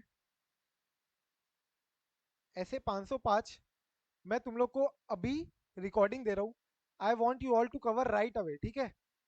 अभी तुरंत रिकॉर्डिंग देखो, मैं पॉज भी नहीं कर रहा हूँ, मैं जस्ट डायरेक्टली लिंक डाल रहा हूँ और अभी स्टार्ट करो रिकॉर्डिंग देखना, ठीक है। आई वोंट बी अवेलेबल अभी, आई हैव टू गो। सो ऐसे 505 की रिकॉर्डिंग कंप्लीट करो and tomorrow we will start with professional ethics से स्टार्ट करेंगे अपन कल, मोस्ट प्रोबेबली, ठीक है। बीच में स्टैंडर्ड्स को रोकेंगे अब और प्रोफेशनल एथिक्स से स्टार्ट करेंगे। अभी right now I am giving ऐसे 505 की लिंक, ठीक है। So again I will jot it down. तुमको अभी क्या क्या करना है, ऐसे 505, 510, 520, ये दोनों छोटे छोटे स्टैंडर्ड है, एकदम छोटे स्टैंडर्ड है। 510 में सिर्फ एक क्वेश्चन आता है जनरली, एक क्वेश्चन है और एक रिपोर्टिंग के ऊपर क्वेश्चन है, वो छोटे छोटे दो क्वेश्चन है, मतलब एक क्वेश्चन बड़ा है और एक क्वेश्चन छोटा सा है। 510 छोटा सा स्टैंडर्ड है, 520 में भी टोटल 3-4 क्वेश्चन ये मिला के। So this two standard you can do, and plus 505 ये 3 रिकॉर्डिंग, ये तीनों की एक ही वीडियो में, अभी जो मैंने रिकॉर्डिंग शेयर कर दी है टेलीग्राम में, ये तुमको करना है। ऊपर वाली लिंक क्लिक दबाना। एंड सेकेंडली कल अपन स्टार्ट करेंगे प्रोफेशनल एथिक्स से, बीच में अपन पॉज करेंगे ऐसे को, and will start with professional ethics. ये प्रोफेशनल एथिक्स के साथ साथ मैं तुम्हारा पीयर रिव्यू, क्वालिटी रिव्यू दूंगा, होमवर्क, ठीक है, एंड इंश्योरेंस ऑडिट भी दूंगा। So one day I will give you homework as peer review, one day I will give you homework as quality review, and then other days, other 2-3 days I will give homework as audit of insurance company. और अपन को professional ethics में भी time लगेगा। सो ये जो अगले 5-6 दिन रहेंगे तुम्हारे, मान के चलो थोड़े हेक्टिक रहेंगे, you have to cope up, ठीक है। अगर तुम अच्छे से कर लेते हो साथ साथ में, यू सिग्निफिकेंट पोर्शन अपना एक हो जाएगा। इंश्योरेंस ऑडिट 5 नंबर का आता है, ठीक है। पीयर रिव्यू, क्वालिटी रिव्यू 5 से 7 नंबर का आएगा ही आएगा। 10-12 नंबर यहाँ पे हो गए, प्रोफेशनल एथिक्स 12-13 नंबर, 25 नंबर तो तुम्हारे यहाँ पे हो गए। प्लस तुम अपना अपन ऐसे भी करते जाएंगे इसके बाद फिर कवर। तो तुम्हारा नेक्स्ट वीक तुम एकदम फोकस करना कि रेगुलर रहना ही रहना है, कोशिश करना रेगुलर रहना। तुम्हारे ऑलमोस्ट 20-25 नंबर अच्छे से हो जाएंगे। थोड़ा सा एक्स्ट्रा एफर्ट लेना पड़ेगा। अपन 3.5 आवर्स का लेक्चर करेंगे, प्लस तुमको थोड़ा एक्स्ट्रा रिवाइज भी करना पड़ेगा साथ में, थोड़ा एक्स्ट्रा एफर्ट है। और अगर ये अपन कर पाते हैं, so definitely we will be able to finish off our entire syllabus by around 20th अगस्त तक, ठीक है। सो अभी स्ट्रेट अवे स्टार्ट विद ऐसे 505। I will drop of now, you can sir continue. Class कहाँ से स्टार्ट हुई थी आज, कौन सा हिस्से था 500 आई विल उसका? अपलोड दैट ऑल्सो, अभी मैं अपलोड कर दूंगा 500 का। आज का ये ओके जो लेक्चर है इसका I will upload the recording, ठीक है। ओके।